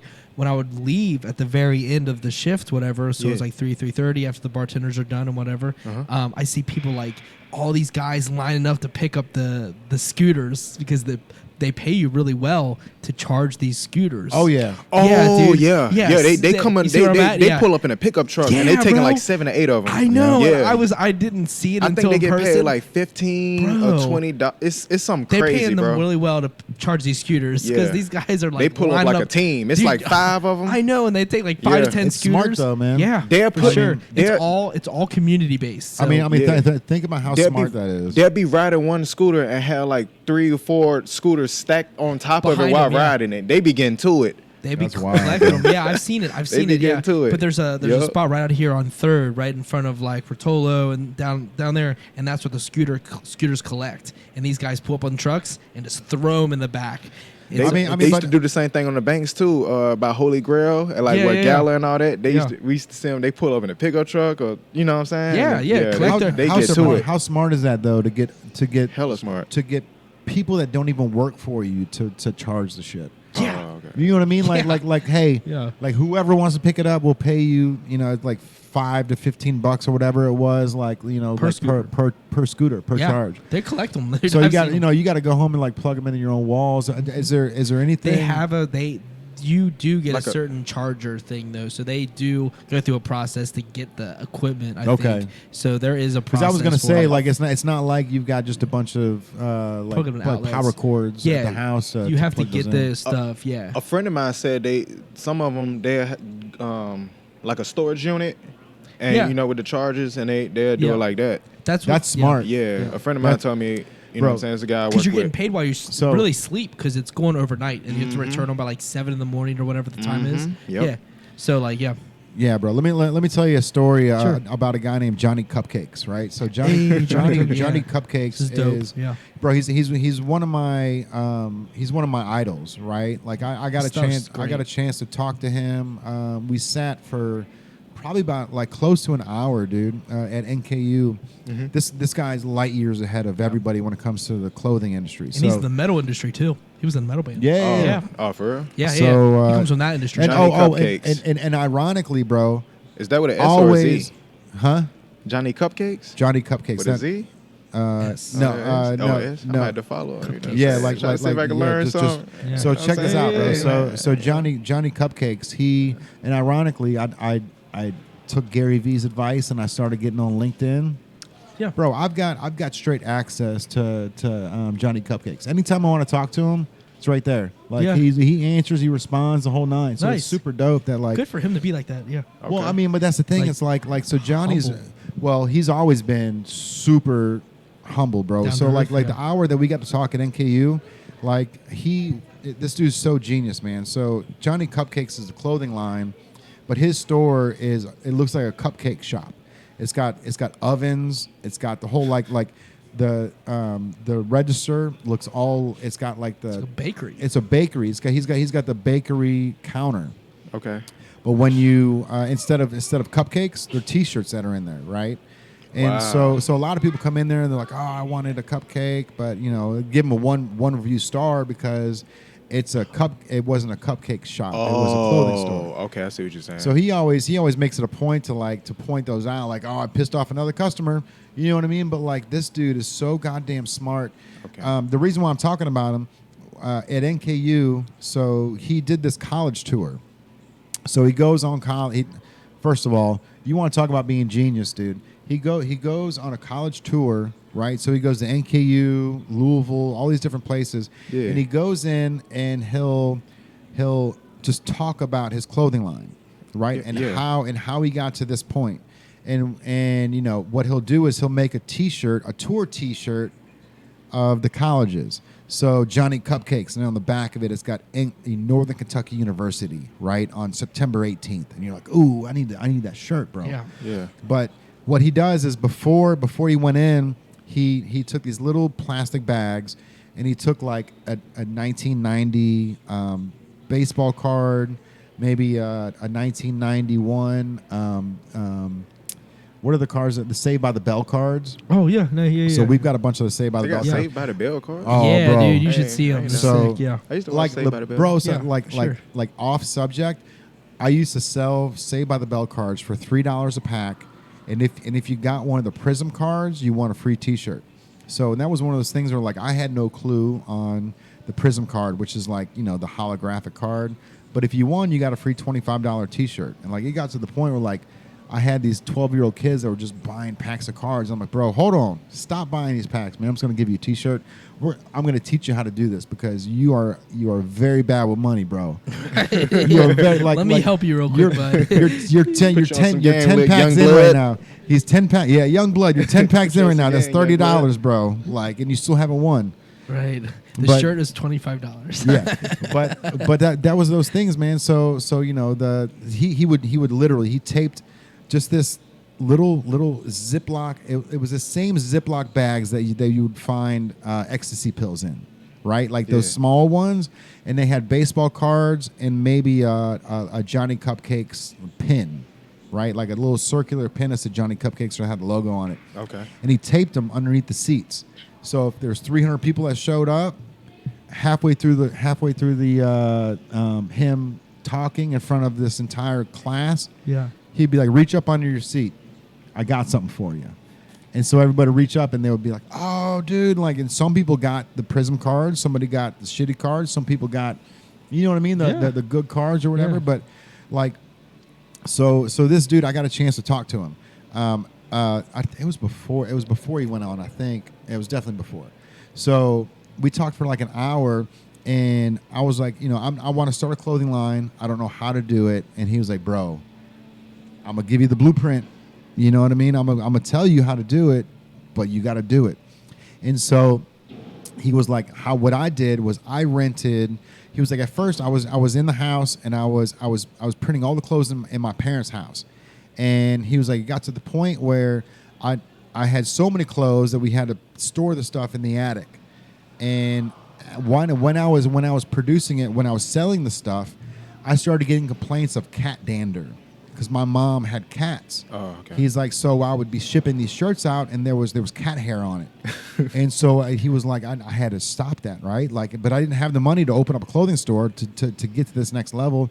So he rented a storage unit, bro. And this is. I'm sorry that took a half hour to get back to your storage unit. Yeah. But he rented out a storage unit for $70 a month. Yeah. Right? And he turned that storage unit into a store. Now this is why I love this dude to death. That's some And hustler like stuff. I barely know this guy, but like his mentality and his drive is so dope. Like he's at the top of the food chain when it comes to the clothing industry because he's always thinking outside the box. But and not only that, he gave me every single clue and every single thing every trick, I'll call it a trick, every trick that he did to make that storage unit flawless, right? He was like, look, man, that storage unit was only 10 feet wide, 15 feet long, so it was a very small unit. He's like, but what I did was I did black and white tile, sticky tile, super cheap, and he angled it. So it was pointed, not flat like this, but pointed straight back. So black and white tile all the way through the storage unit, which made it look longer, right? And then he took mirrors and hung them on the wall, and then angled them in. So he had mirrors every 5 feet. So he had 3 mirrors on each side, angled down, which made the place feel bigger. Yeah. You didn't feel like you were in a storage unit because once you have these mirrors up here, it gave it more depth, right? Yeah. And what he would do is he would literally say, "You want to buy some stuff from me? All right, meet me here. I'll bring you down to the storage unit." So we would go down here, follow me in. So you follow me. I type in a little 4-digit code. We both go in. I open up the storage unit, flip on the light. It's got the Johnny Cupcakes or Native logo in the very back. Mm-hmm. It's got the register in the very back of the store. And then the clothing in the front half, bro. And this was $70 a month is what you charge for a storage unit. So, like, you want to talk about, like, the price of this place is 500 times that. Over 500 times that. Think about that, bro. Like, $70 a month, and you're able to pull in thousands of dollars a week by bringing people in. That's hustler mentality, bro. So like when I first started this brand, there was a storage unit that opened up right there next to Sully's downtown. So you guys probably don't remember Sully's, I but remember Sully's, yeah. Butcher and Barrel. So Butcher and Barrel is down there, is where Sully's used to be. But there was a storage unit that opened up there, and I called them and I was like, "Hey, I want to open up a store inside your storage unit." And they're like, "I don't know if we can do that." I'm like, all right, well, look into it. I want to be able to do this. I want to be able to bring people in so they can shop inside this storage unit. So they ended up turning me down on it, but it was one of those things, bro, where it's like this dude is so goddamn like, I'm sure he didn't ask for permission. He probably just did it, right? Yeah.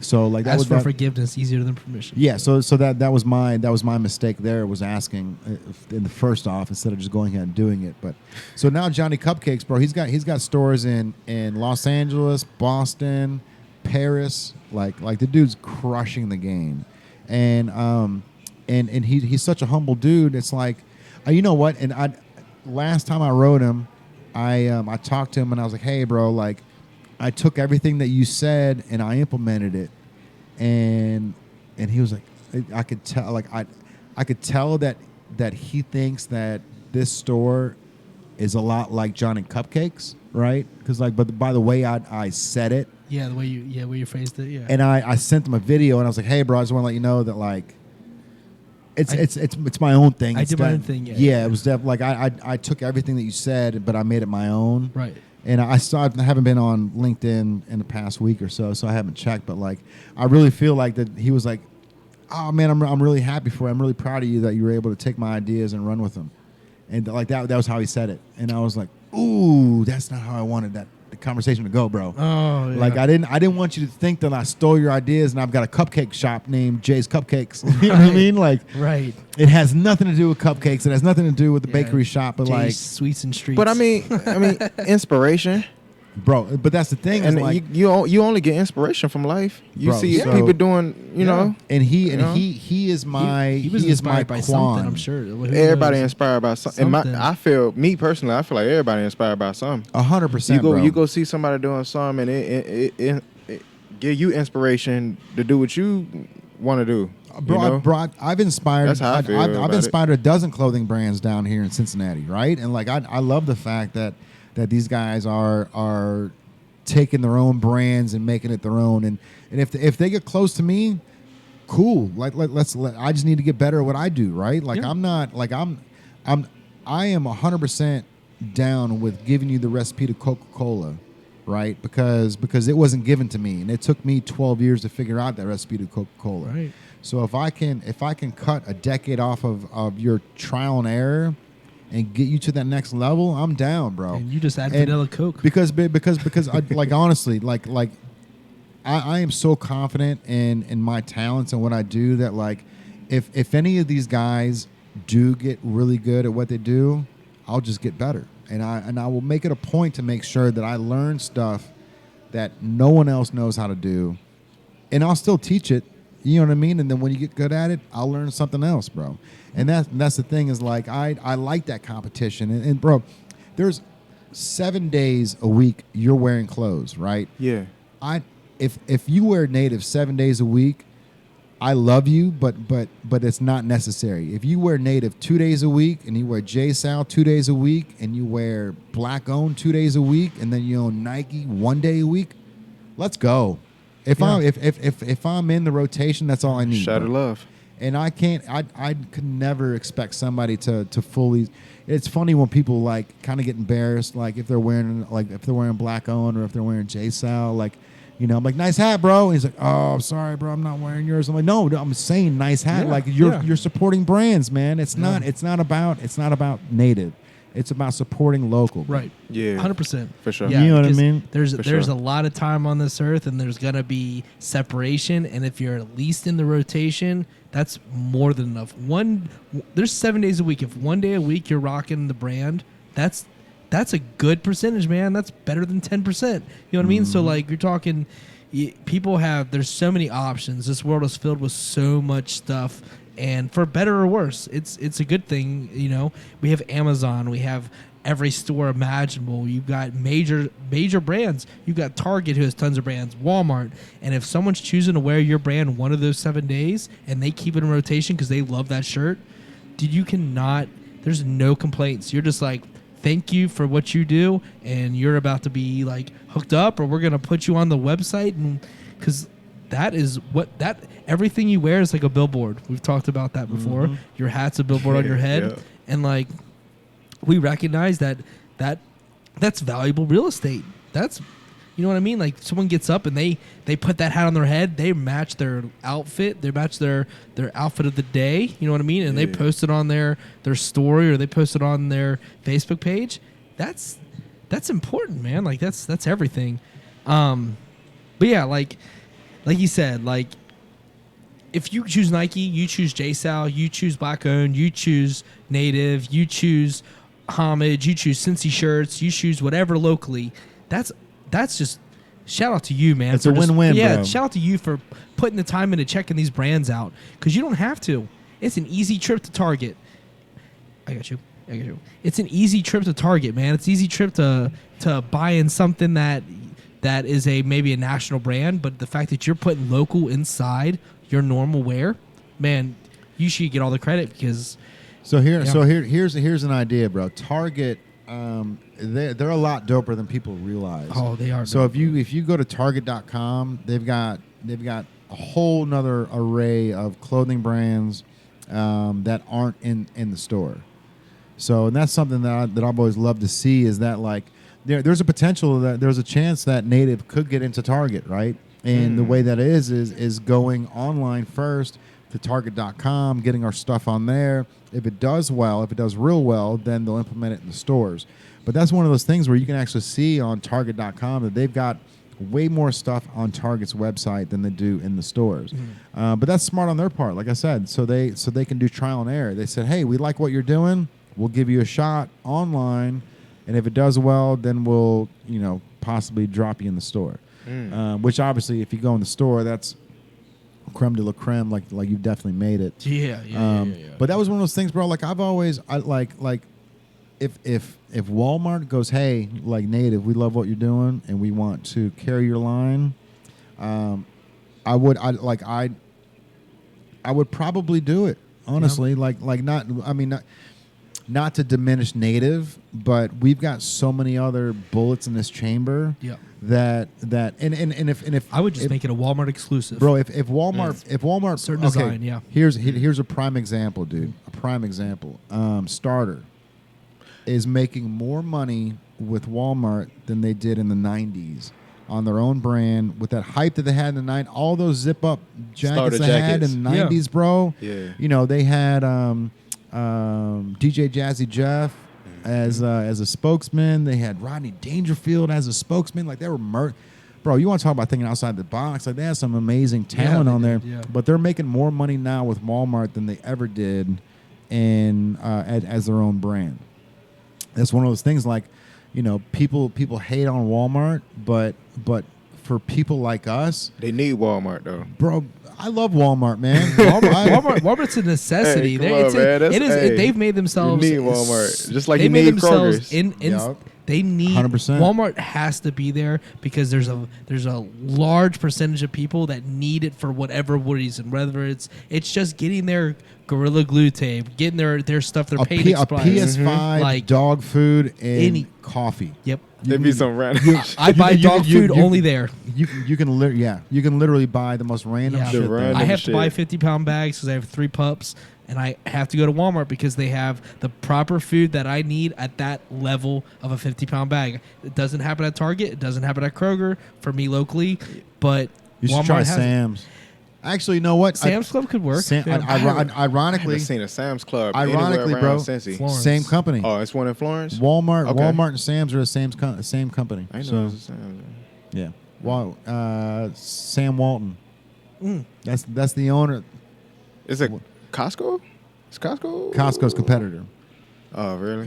Yeah, but Okay. but Sam Walton is the owner of Sam's Okay. and Walmart. I always call it All Wally right. Martis. Wally Martis. I always joke around and say that Wally Martis is the guy that owns it, but his name is Sam Walton. Which, by the way, dude, I was thinking the other day, man. Like, how do you get to that point where you're just heir to a fucking like think about that. Like, there's a group of families that said, I'm gonna make a product that's gonna last forever, right? Forever. And 100 years from now, they're going to be buying my milk. 100 years from now, they're going to be buying my eggs, Yeah. right? Or even going further than that, 100 years from now, they're going to be shopping at my grocery store. You know what I mean? Like, and to think outside the box like that, where you're talking longevity, where you want to change your family tree, bro. Like that's the type of mentality I'm You're on. changing.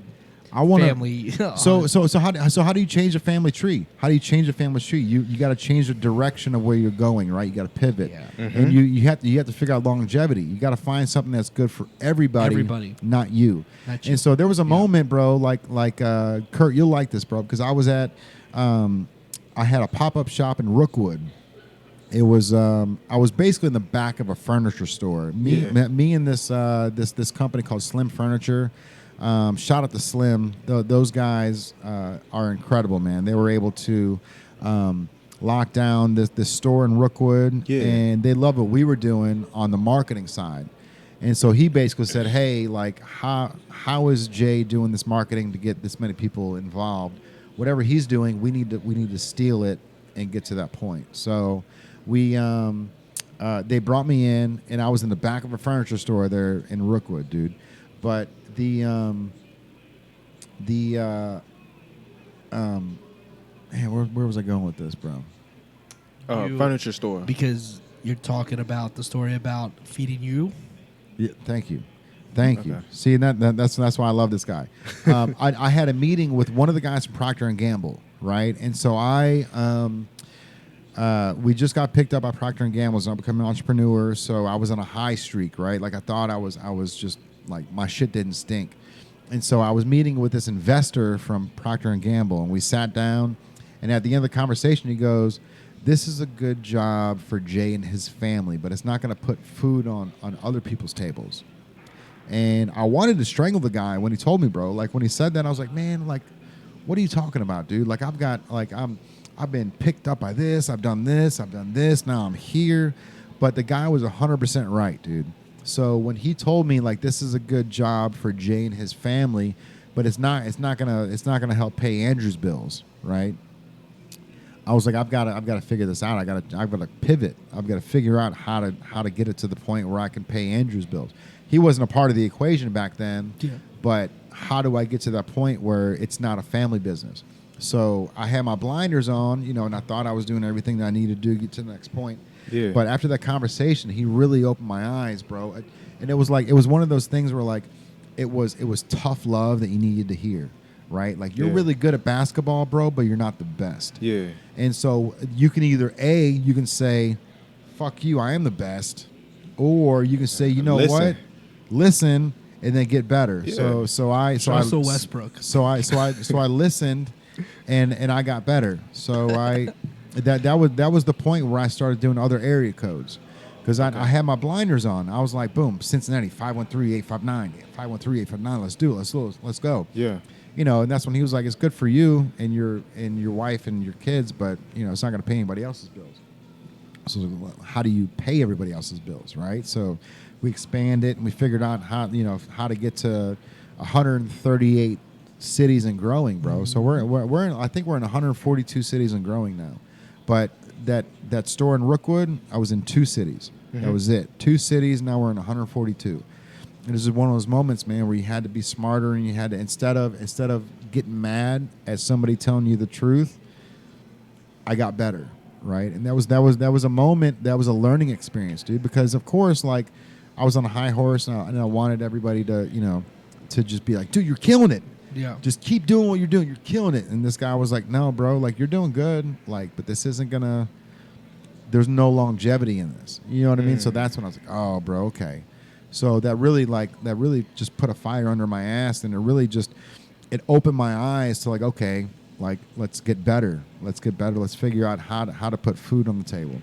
Hell yeah. And that's one of the moments that I've noticed here, which is like, we've got me, Andrew, and Tyrell that are like the glue to Native, right? Yep. But this table that we're sitting at, it's got eight chairs right now, right? And it's just me, Tyrell, and Andrew sitting here, and there's 5 other chairs, and we've got people like you and Brad that are coming in. They're sitting down, they're grabbing some food, they're having a drink, they're getting up and they're walking around and they're having a good time talking to everybody else in the background. But we're trying to fill these 8 seats, right? And like when these 8 seats, when you find the spot, when you find your chair, you're gonna know it. I'm not gonna tell you, bro, sit here and do this. Yeah. You know what I mean? If you find a spot at our table and you can eat, like there's going to be a lot of food on the table for everybody. And that was one of those things where we just got to get to the point where we can implement our own ideas into this, right? Like, because I could never expect Andrew to believe in my dream as much as I do until it becomes his dream, until it becomes the point where he sees the value in it and goes, hey, man, you're slacking on this. You're not good at this. I'm good at that. Mm-hmm. I can do this. That will bring this brand to this level. That's his chair. That's his seat. Yeah, that's what we're looking for, bro. There's 5 chairs left on this table right now, and we're looking for people just like you, just like Brad, just like Brian from the Cincinnati Warriors. Mm-hmm. And we've had multiple conversations about you as well, bro. Like, you're here every Tuesday. You're in the background just hanging out. And every single time I message Andrew as soon as we leave, yo, we need to find a spot for Kurt, bro. Like, this dude keeps showing up, bro. You keep letting that consistency is the main thing, right? And that's same thing with you, Brad. Consistency is the main thing, dude. You guys keep showing up, and you're gonna find that chair, and there's gonna be money on the table, and there's gonna be food to eat. And at the end of the day, we're gonna end up building. We're gonna build a brand that we didn't even realize that we were building. We're just sitting here having fun. We're talking. Hell yeah. All 4 of us are talking right now, but what's going to happen is we're going to end up building a brand on and off camera. Yeah, we had conversations. Yeah. You know what I'm saying? It all needs to be recorded at this point. Man. And actually, that's one of those things that I want to talk to Brad about. I want to get you involved in like B-reel footage. So I want to start recording stuff here in the store, and I think you're really good at editing and doing stuff like that, man. So I really want to be able to. I want you to find that spot where we can start paying you to shine, because I do, dude. I love you, man. I love the fact that you're always showing up here on Tuesdays, whether we got something going on or not. You're always here and you're always down to have a good time, and it means a lot, dude. It really does. So I really appreciate you being a part of the whole thing, bro. Same thing with you, Kurt. You're here every Tuesday. Whether you get to be on camera or not. Y'all inspire me. You know what I'm saying? That's the thing, bro. It's like the passion y'all got and creativity. Like, y'all inspire me. I love shit like that. Thank you, dude. You know what I'm saying? We're at the point now where we just can't stop.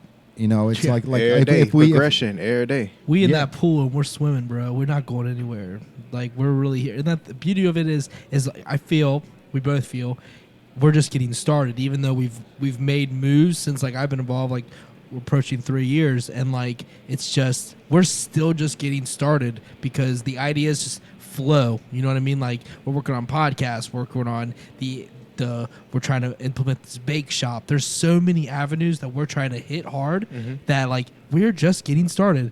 And with that being said, like you said, the table's open.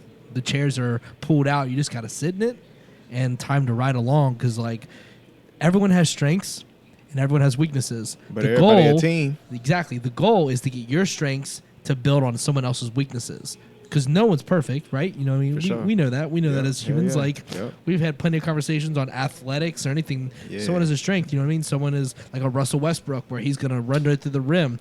But he also needs shooters around him to toss the ball out to make the basket. When that defense collapses on him, he got to kick it out. He got to have somebody to kick it out, too. When that collapse happens, he's got to make that move. It's a full life, full circle thing. And we are trying to do a very, like, deep, complex thing here, trying to implement many different routes within one location and hopefully multiple locations in the future. Yeah. So, like, podcasting, releasing new drops, we're trying to, like, implement a solid street team, trying to do different things that have some depth to them. You know what I mean? Yeah. And sure. It takes a team. One person cannot do that. That's impossible. Hell no. And Jay created an awesome foundation for us and to build off of, and we're building. You know, like, I have strengths that he doesn't have, and he has strengths that I don't have, and we've been working together in harmony, if you will, for a period of time now. 2 years is solid. We went through the pandemic together. We were, I mean, we're at home within our own, you know, four walls of the Native store, and we're making moves, and we're not stopping, because why not? We're passionate about what we do, and we both have different backgrounds, and we collect, and we come up with ideas, and we run, and something's work, and something's like, well, that didn't work. Well, move on. And it's just like that. You forget it, and you're like, all right, we're hitting the next lane. You know what I mean? There's many different lanes, and people like you and Brad are like, they're so, I don't even want to say important. I want to say pivotal. It's pivotal that you have like people that, because like you're living your own life, right? You're doing every day, and you are past a line, and before you know, like, wow, this guy's got something that I didn't even realize I needed. I didn't even know I needed it. I said it the last two times you were here. I said, yo, bro, like he's doing like little things. Like you took the picture of Nate's hot sauce for us, right? Yeah. Like, and that was the thing. You're like, yo, can I see that real quick? And you grabbed his hot sauce and you set it up next to the hats. You took a picture and then you posted it and then tagged Native. Like little things like that go so much further, bro. And that's what we need on deck is that outside perspective. You said, yo, they forgot to do this. I'm not gonna tap on Jay's shoulder and go, hey, bro, do this. You went ahead and did it yourself. You're finding your seat at the table without even realizing you're finding your seat at the table. That's why you're here today, bro. Is because what you've been doing the past 3 weeks here on the back side of the camera that no one's even seeing, right? Yep. So like that's how much we appreciate you. Is like every single night we left, I've texted him and we can pull the text up and I say, yo, we need to find a spot for Kurt, bro. Like that's love, man. Like no, bro, and I appreciate you, man, because you don't need to be doing this, right? Like you, I enjoy doing this, bro. That's the thing is like we need to find something that we're passionate in, and then double down on it, because there's going to be a point where we're all going to be able to make money and we're all going to be able to eat off of it, right? And that's the thing here is like we're trying to create a complex, if you may, or a vice land, something where we can just keep uploading content to our social platforms, and it doesn't have to be clothing based. It could be music based, or it could be sports, sports based. And you're a big basketball We player. might be doing this podcast here soon, dude. I'm about to pick up the sports podcast up, and you might be a regular on that now. Like hey, we were talking about that too. Like that's a whole dynamic, because we took a little break because we had some things going on. I went on vacation, whatever. But like that sports podcast is pivotal to the store, because we have area codes, and that comes sports all day. Because I'm trying to get Damar on there too, man. Yeah. I think Damar needs to be 100%. I'd love to get pop in for sure, but weekly on a regular basis, dude, you find your place just like that. And like it is a testament to what you're doing on your everyday, because you're prepared for it. People don't like we talked about. Jay's not necessarily like knows the sports thing, but like there's a depth to it, and he has a lot on his plate, so he can't look at the depth on it. Bro, unless we're talking 1993 Chicago Bulls, I don't know nothing. Right. But I it's like just what I look into. I can't help it, but I just want to know what's happening in the sports world. I be looking at it like I love doing it, just because I was like in my head when I was a little kid, like Dad's like sports, and I ended up wrestling, which isn't even on national TV. But man, like it's a sport. It is a sport. It's intense, man. There's a lot to that. But like I just know sports because it's just ingrained in me. But I want to talk about it, and our platform allows that. And someone like yourself who knows a lot of sports, that's a seat at the table from the jump. For sure. Right? You know what I mean? So like you just do you, man, and you'll find your place. Like I did the same thing myself. Like I'm not a clothing designer. I'm a musician that understands how I'd be to asking make, you. I'd be asking you for advice on music and stuff. You know right, what we've I'm talked about saying? that. Yeah. And like I'm like, how can I make my merch be sold in the masses at our shows? You know what I mean? Like, and I do my thing. Like, but like I'm not a clothing designer. He does his work, and I say yay or nay sometimes. I'm like, I don't know if that's gonna fly. All right, cool. Then we go to the drawing board and we go back to the next thing. It's not a big deal. We're working here. It's a constant, ever changing thing. And you are part of the team. We consider you a part of the tribe. And sports are something you're strong with. Sports are something I'm strong with. That's a natural connection. Yeah. You know, that's the future. So like that's real time. And that's something to think about. And anyone listening, like, find your place, man. Like, it's not necessarily to be the captain of the ship. Sometimes your job is to keep the stock. Sometimes your job is to keep the numbers in line. Some people are better creative. Some people are more on the numbers game. Like, everyone has a place. The world is a very gray world we live in. Everyone has a place. They just got to find it. And that is something that's important to know, because you may try it 10 times to be something that you're not, and once you find it, your world opens up. You become that weight's lifted. You're like, all right, this is my thing. And once you do, run as fast as you can in that direction. For sure. Like, just go, man. Got nothing to lose. That's the dopest part about, like, being a team too. You know what I'm saying? It's like playing basketball. Like, I mean, even if you go to the park, you know what I'm saying? Like, you don't know. You feel me? Like, you don't know who's good at what. But you go figure out, and yeah, then, you are. in a quick time too. And if it's one of those type of parks or open gyms where it's like a whole bunch of people, and you know how it is, want to stay on, lose off. Yeah. Everybody want to win, so it's like you want to figure out what everybody good at right then and there, and then try to, like, make this shit work and find a way to get the W.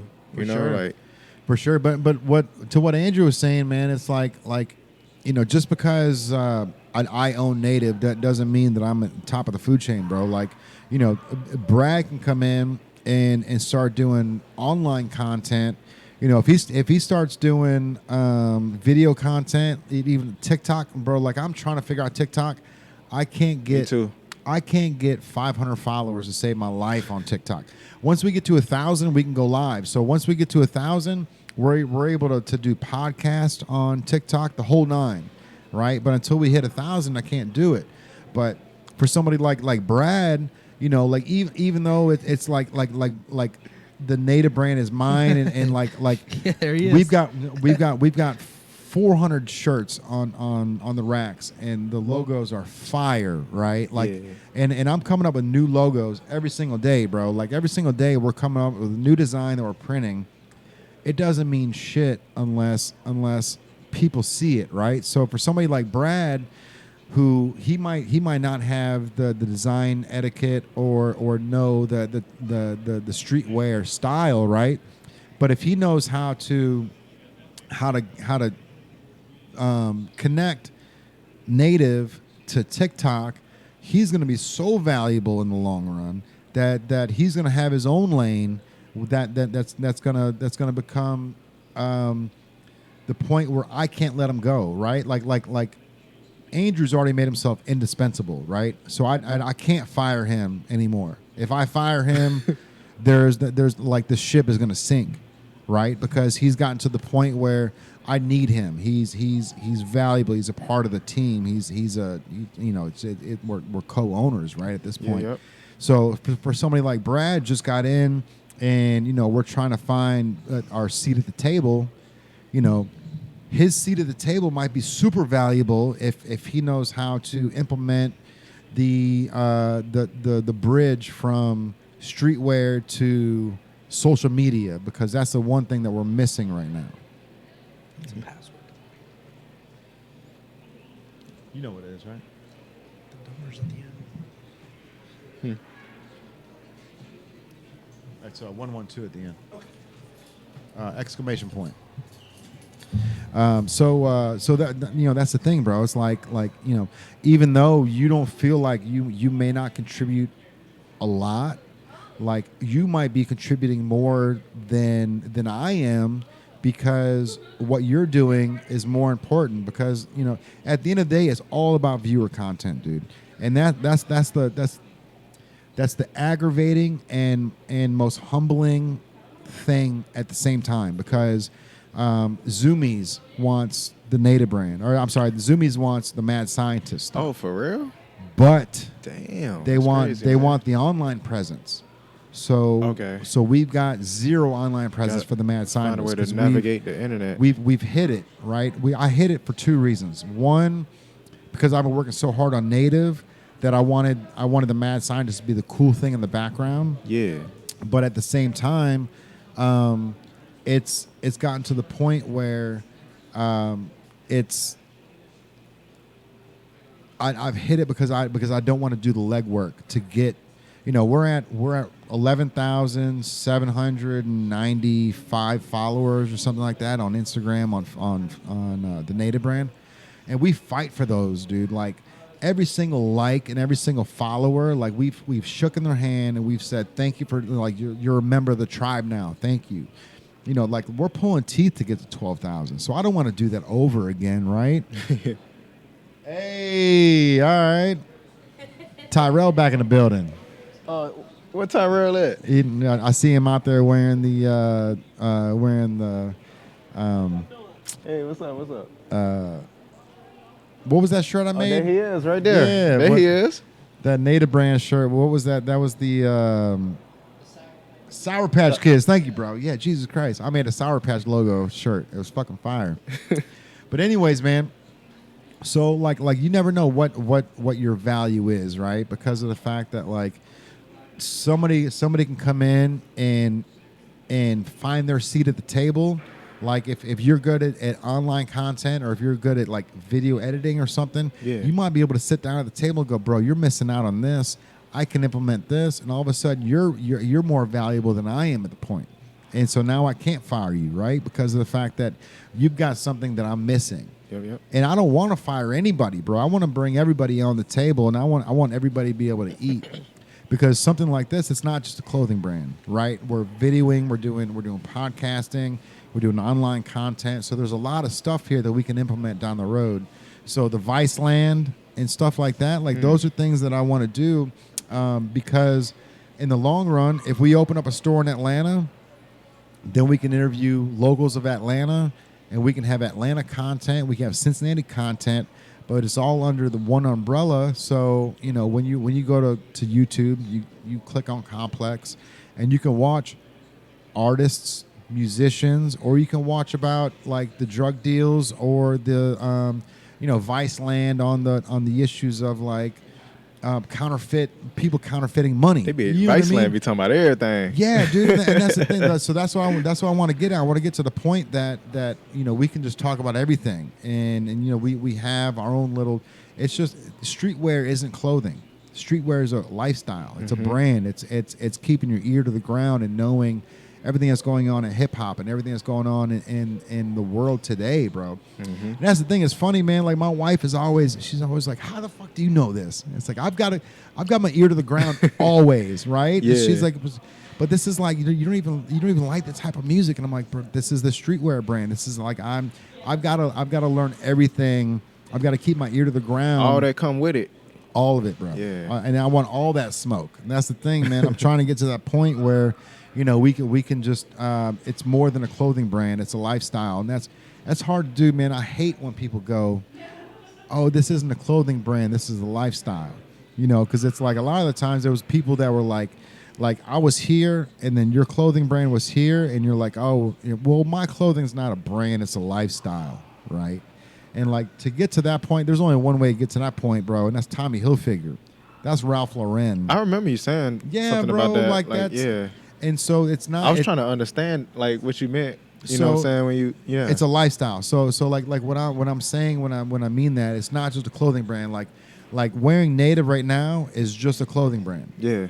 But when it gets to the point that it's a lifestyle, like Tommy Bahama, right? Tommy Bahama is a clothing brand. You probably don't know who it is, Nah, but I ain't never heard of that. it's like a Ron John Surf Shop.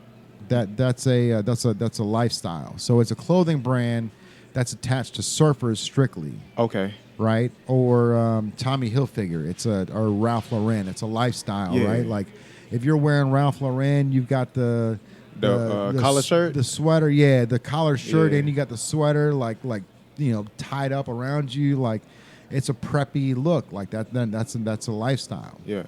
But it's hard to get to that point because everybody wants to create a lifestyle, but you've got to understand that it's just a clothing line that people wearing one day a week. So how do you got to change people's mentalities to get to the point that it's a lifestyle.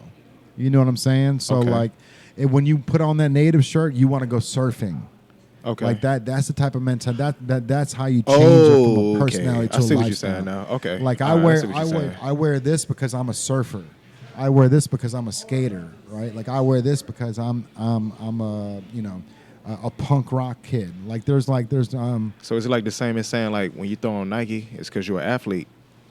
You know what I'm saying? Like, am I connecting the dots with it? Yeah, for sure. Okay. Like to a point, but a lot of people like Nike. I don't consider Nike a lifestyle because it's across, everybody wears Nike, right? That's true. So like it would almost be something less than that. Like I said, like a Ralph Lauren. You think it got to the point where when Nike was first coming up, it was, if you wore Nike, you was like an athlete or whatever, but then it just got so popular to the point where just everybody just want to wear it.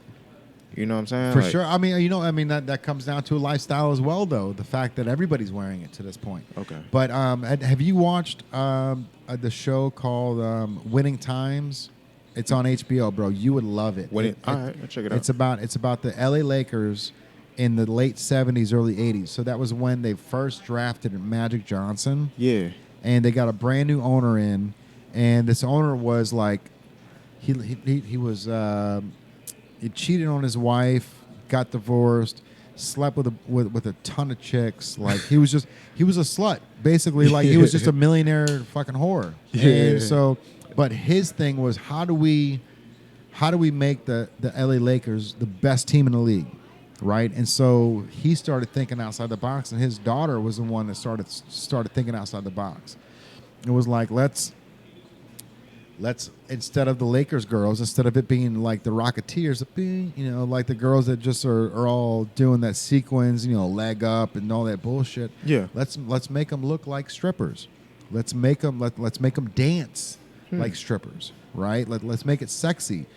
It's like that dude created an entire lifestyle from the Lakers, bro. But like that HBO show is so fire because like they got to a point where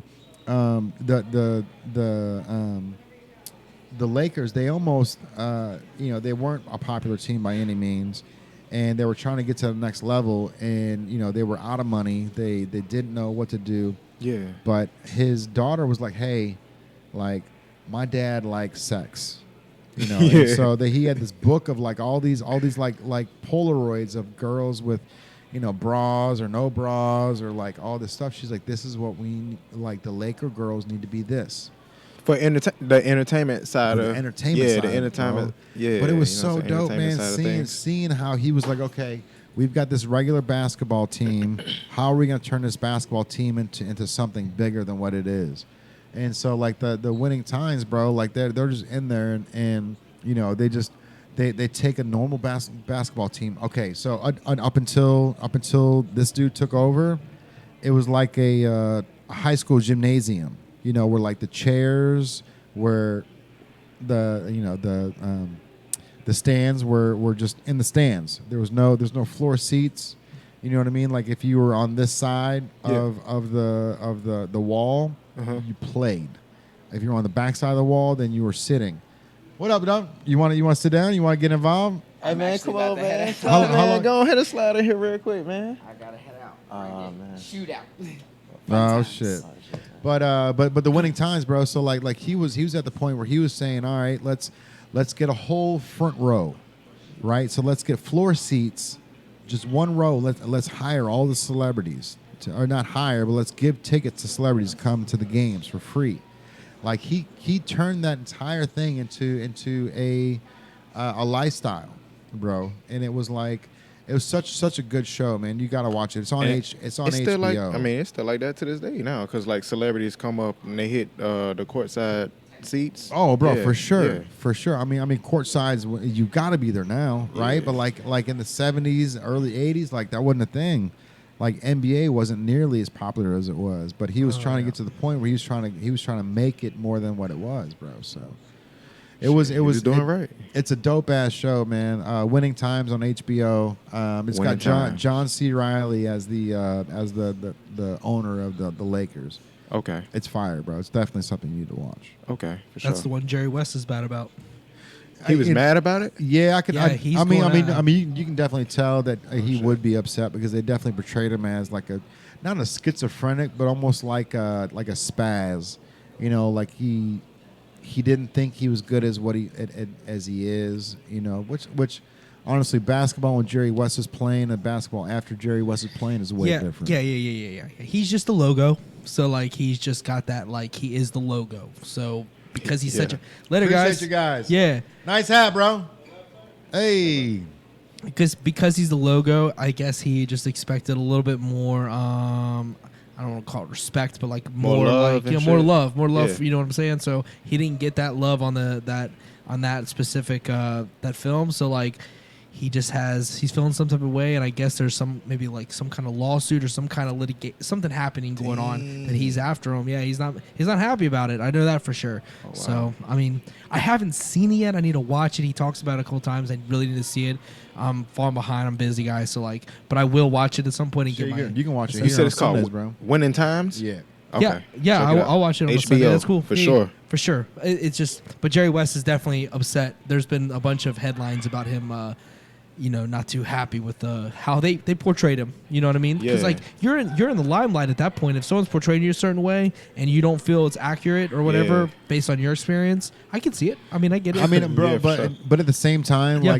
like I could definitely see if somebody wrote a story about us now, right? Like 20 years from now, if they did a story about us and they had me in here, I mean, there would have to be moments that I spaz out, like, you know what I mean? I mean, how many times, like in the way that I describe it. Talk about this.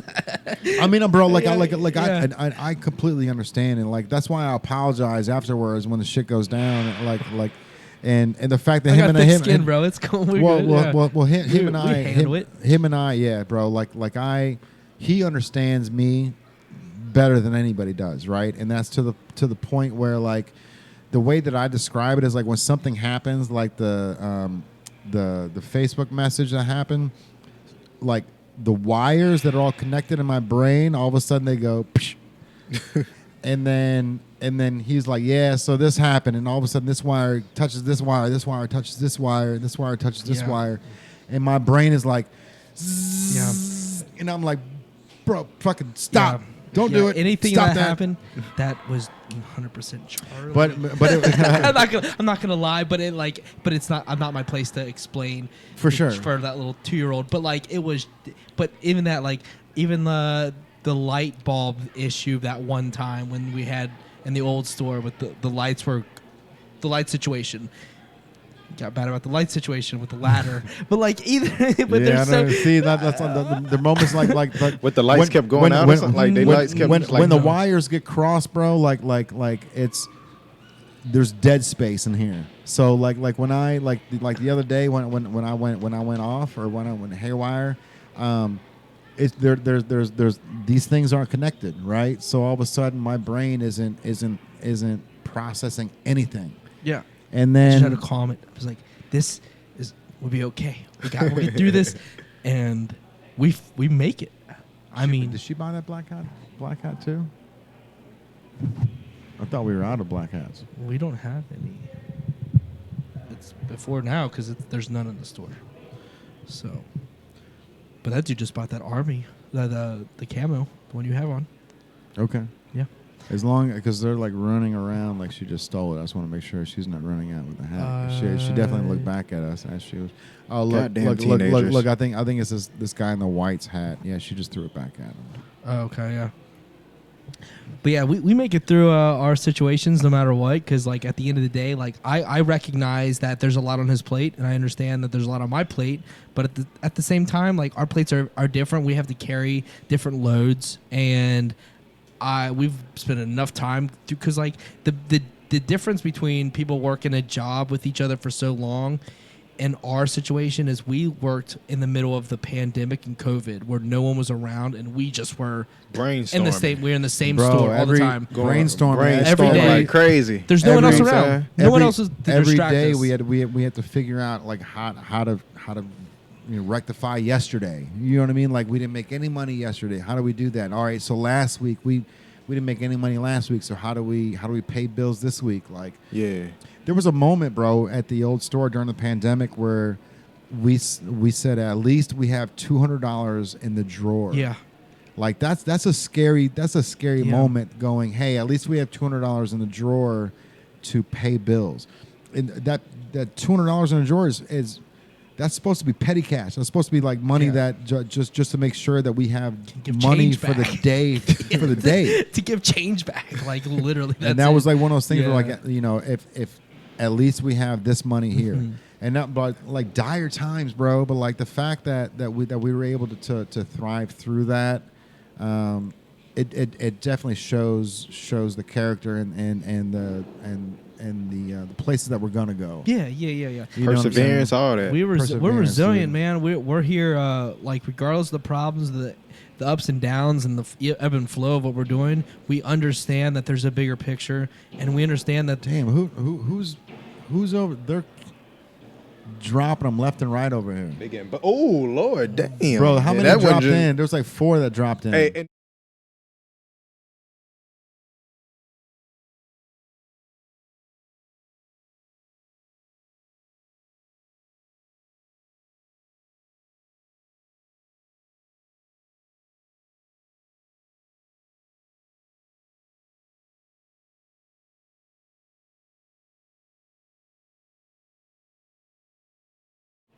oh, I'm watching.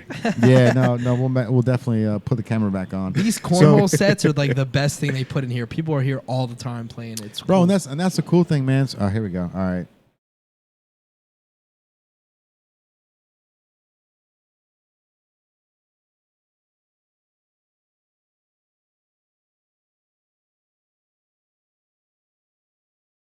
no idea. No They idea, just bro. playing. They just, having But fun. you know, that's one of the fun things about the Levy, bro. Is like they've got when I get here at 11 a.m. There's a black and white couple that are here every day, bro. It's like they must be like 60-something years old. Cutest goddamn couple. Wow. They're always playing ping pong, bro. Like every single ping pong hard. bro. That's a The hard game fact to that they're play. here every day playing just for like an hour, just like that. That's their MO. They come down here, they play for an hour before they start their day. It's the cutest shit, man. That's what's up. But you know, they've got all these games over here. All right, here we go. Ooh.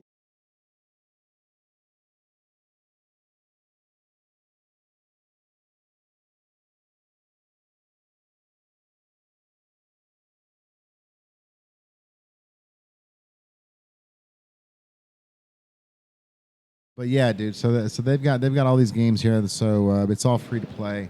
Velocity's got a bunch of shit in there too. They got the That's the pool. esports. Yeah, partner? dude. Velocity Esports. We're gonna get them on the podcast this month. Well, Okay. next month. Today's the 31st. So June. We're into Is it June tomorrow? about It's here in literally about 3 hours. We're in June. It's crazy, bro. Man. So before Years flew by. we get out of here, man, I wanted to end the podcast at 9. We've been talking religiously about ending the podcast at 9 because of the fact that we need to hold our guests responsible, and we're ruining it ourselves. Yeah. None of the guests are here. It's just us, and we're disobeying our own rules by going past 9 p.m. So whatever. But I do want to talk about the Johnny Depp trial, bro, because I've got to talk about it before we get out of here, because I'm sure next Tuesday, the chances are the verdict is going to be out, and everything's going to be said and done. Yeah. Have you watched it at all? I have watched it. I've watched a little Kurt, bit have of you it. watched it at all? Do you know what's going on? I've seen bits and pieces. Yeah. Be rad. Be Have rad. you've seen it too? You know what's going on? All right, so Yeah. there He's you on go. TikTok. Yeah, he's our dude. I'm Yeah. rocking with So- Johnny. Bro, you know what, Rocking man? with Like Johnny. Yeah. I'm rocking with Johnny. everyone's rocking with Johnny. And you know, I know it's ladies listening. You know, Bro, ladies are 100% rocking with Johnny. Oh, for real? There's not one lady that's rocking with Amber. I can promise you, bro. man, hey, I can promise you. So I'm gonna put her in the same boat with Shadow. Yeah. Yeah. Yeah. The- she the- said some questionable stuff. bro, I mean, the thing is, man. So you guys are Yeah.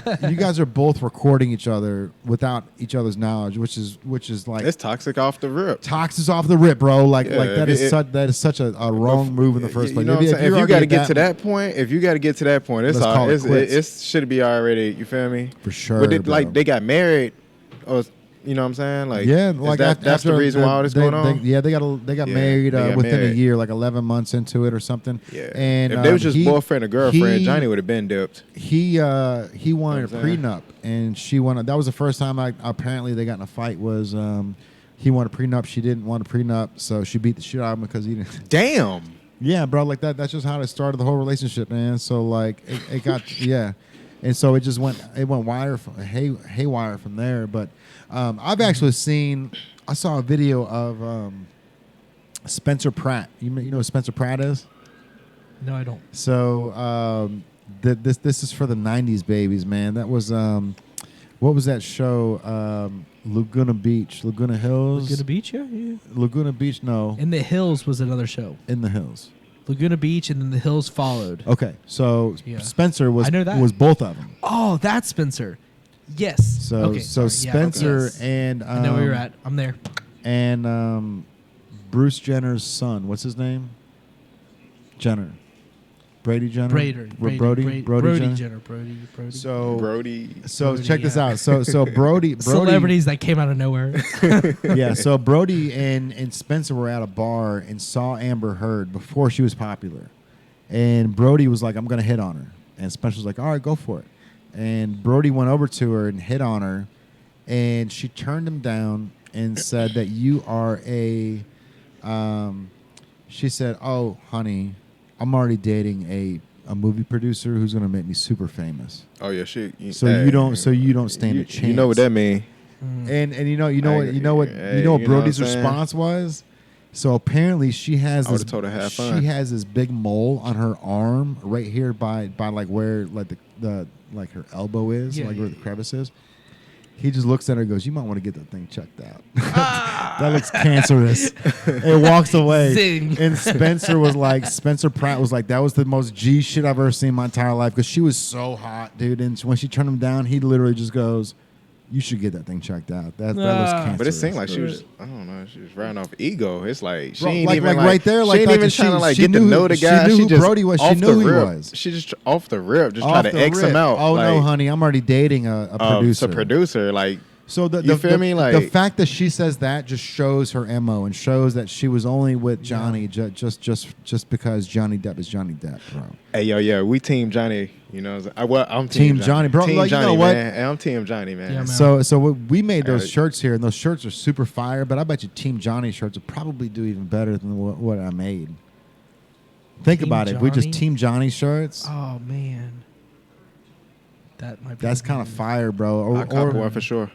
I mean, you're gonna get one for free for telling me the idea. That's the least I can do. Yeah, You know what I mean? But We Team Team Johnny, Johnny. man. because they remember like the whole Twilight yeah, bro. team. You could be team. Any of the Twilight characters, bro. Watching the trial, you can tell. Like, look at Yeah, he's Team composed. He knowing he ain't do nothing wrong. Man, everything like he- you can just everything obviously he- everything tell. he But I know says is they so- got to go through the stuff they got to Dude. go through in court. But you can obviously Oh. tell. His voice You know what too I'm is saying? hilarious. when Everything he's he's saying, his lawyer is yeah. So when he's like genius. when they're talking to him and he was just like his response is like, yes, so I found the fecal delivery in the bed, and I've lived with these animals, and I can promise you, they don't poop like this. You know, like that's like his MO. Like that's just his that's how he talks, bro. And that's like it's so goddamn G.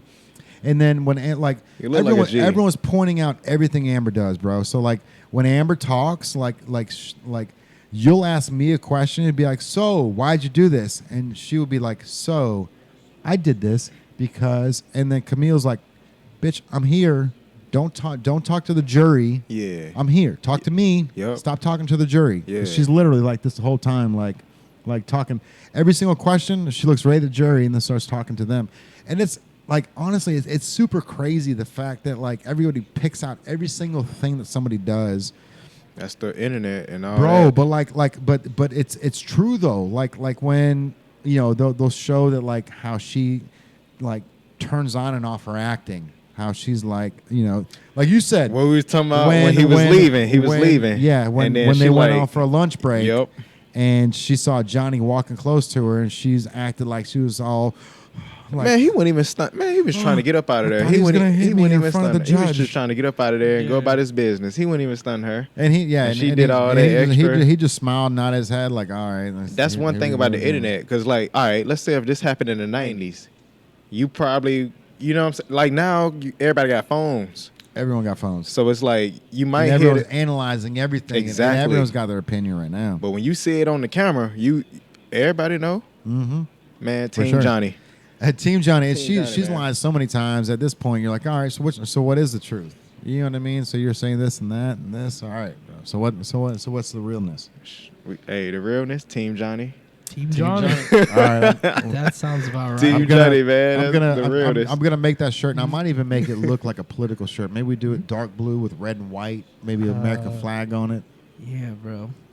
Give me a quick second. I'm gonna get that shirt so we can show it real quick. All right, yeah, go ahead and do snap. that. And we got 3 more minutes before we're about to cut the podcast off because I got to Sure. get going on this one. So with this whole Johnny Depp thing, man, you're Team Johnny, obviously, right? Yes, so have you sir. like Amber Heard? Were you a fan of her before the whole deal? I mean, did you have you seen her in didn't other know, movies? I didn't know that much about her, but I analyze people. You know what I'm saying? Like, Yeah. And I can just tell. Like, I'm like, yo, some don't seem right.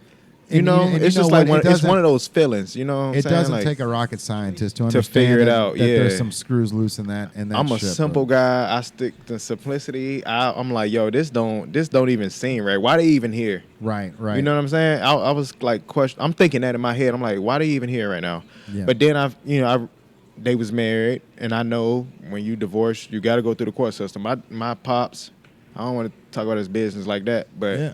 he been married. So my pops, Miss Michael, that's my stepmom. You feel me? Yeah. That's his third marriage. You got the first marriage. That's my blood mama. I love her. You feel me? But you figure out stuff that's going on in your Yeah, family. the real, you know what I'm real, saying? yeah, So yeah. like, yeah. So I understood that. The second one, this was around the time I was playing college ball, so I wasn't around. But my sister was around. COVID. We was talking about COVID. And like we said, you got time to talk to your family members and stuff. Yeah. Oh, yeah. So I had enough time to talk to my sister, and she let me know what was going on in that second marriage and why I went left. Mm-hmm. And man, that shit kind of made me want to cry for real. You know what I'm saying? Like, Bro, you just want happiness for I your ain't family, even gonna bro. talk about it for real. But Yeah. yeah, I know how it is with marriage and all that. So Bro, it's a tough business, man, and you gotta look at it as a business, bro. Like, I'm living my life, Kaylin's living her life, bro. And how do we make both of ours better without making it worse, right? Because, obviously I want her to jump on our ship. I want her to get on board because she's so smart that she'll be able to implement some shit in here that'll take us to the next level, right? Yeah. But in her eyes, she doesn't want to be dependent on me to pay her bills, right? Because like that's the last thing she wants is for me to give her $500 a week or $1,000 a week. and she sound independent. And Independent female, like she down to go out and get hers, you know what I'm saying? But 100%, still, yeah. like bring like y'all together, and she's still willing to, 100%. team. If you're in a marriage, it's team. It should be team. It's teamwork. Absolutely, bro. But You know what I'm saying? but the thing is, what she doesn't realize is she's so valuable that bringing her on for $500 or $1,000 a week will bring in $5,000 extra a month, right? So like, she doesn't want to take the burden of me having to take some of my money and give it to her, Yeah. but she also doesn't want to feel like I'm superior to her by giving her the cash, right? But Yeah, I what understand. she doesn't realize is that there's five seats left at this table, and one of those seats is designed for her, right? Like Yeah. to a T, bro. Like I'm not. Yeah. I didn't make that seat for her. She's so good at what she does that if she sat down at the table, she would realize that there's a lot more food at the table to eat than what she realized. Yeah. But she doesn't want to interfere, like, relationship and business, and I 100% understand that, right? So Yeah. like, that's why I've always told her, like, hey, like, whatever you're good with, if you want to work for them, and help me out in the long run on days that I need it, cool, but I have to understand that she's got her own responsibilities and her own mental status. I've got my own mental status. I need to be happy. She needs to be happy. How can we be happy together without crossing these wires and becoming a hinder on each other, bro? And it's so hard to do in a relationship, man, because there's two hearts, there's two brains, and they all want one thing. So how do you make four things one, right? In-depth communication.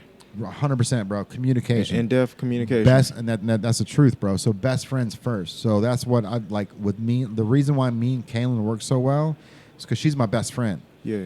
I go to her about my problems. She helps me out about my problems. And vice versa? Right? 100%. 100%. Yep. But she's my best friend first, so she knows that I depend on her and I rely on her, right? And as opinions, the whole nine. I don't, I go to Andrew about opinions and shit, but I do the same thing with her because she's a part of my life, and I need to make sure that she knows that her input is super valuable on the outcome of the next 10 weeks of our life, right? Because that's what it is, bro. Like, and if I don't treat her as an equal, I can't expect her to be equal. You know what I mean? Like there was a while, bro, like when we first started dating, when she was working at Tilted Kilt, I didn't talk down to her, but I treated her like she worked at Tilted Kilt. You know what I mean? Like, oh, you're out there, making money because you're wearing these skimpy outfits and shit. You know what I mean? But like that didn't do a single thing to help her mentality or to help her grow as a person. So once I stopped being that like greedy human and started saying, hey, like if I water this flower, she's gonna bloom. You know what I mean? So I started giving her praise and started giving her. I was just about to say that. Bro, you gotta give her the flowers, bro. Let her know what she good at, but also let her know what you know what I'm saying. Let her know what she good at, but at the same time, let her know what she can do to make things even better. Bro, and that's the thing, man. You know what I'm saying? It's communication. Hell yeah. And that's the thing is like we're best friends first, lovers second. So it's like, there's gonna be a point where you stop loving me. Hopefully not, but like the way that I've always looked at it is like you liked me for some reason, right? And then we started dating, and then you started to like me a lot. Then you started to love me. Then you started to want to be with me, and then you couldn't stand life without me. And then you wanted to marry me. And then we got married, and then there's resentment in there, and all of a sudden, you may not want to be married to me anymore. But you got to remember that beginning moment on why you fell in love with me in the first place. And as long as she'll never forget the game you give her. Bro, and like I can't change who I am. When you've been with, I feel like when you've been with somebody that, like you've been with each other for a long time, like it's gonna be a roller coaster. Oh, bro, it's gonna be a roller coaster. But bro, that's you can't even have a roller coaster without trust. For sure. So y'all obviously trust each other. 100%. You can't even have a roller coaster without trust. 100%, bro. And she's my best friend on the planet, bro. But like the one thing that I know between her and I is like once I started like watering that plant, bro, she flourished, right? Like she grew out of this shell and she became this human being that like I'm so proud to call my wife, man, because she's ill, bro. She's she's at the top of the food chain when it comes to being a mom and being a wife and being a mother. You know what I mean? But like it wouldn't have been that way if I had just kept treating it like the situation the way it was, bro. And like it wasn't so I started watering that plant and told her like, look at all these people walking out of the movie theater, bro. I know, I've been watching it. It's wild.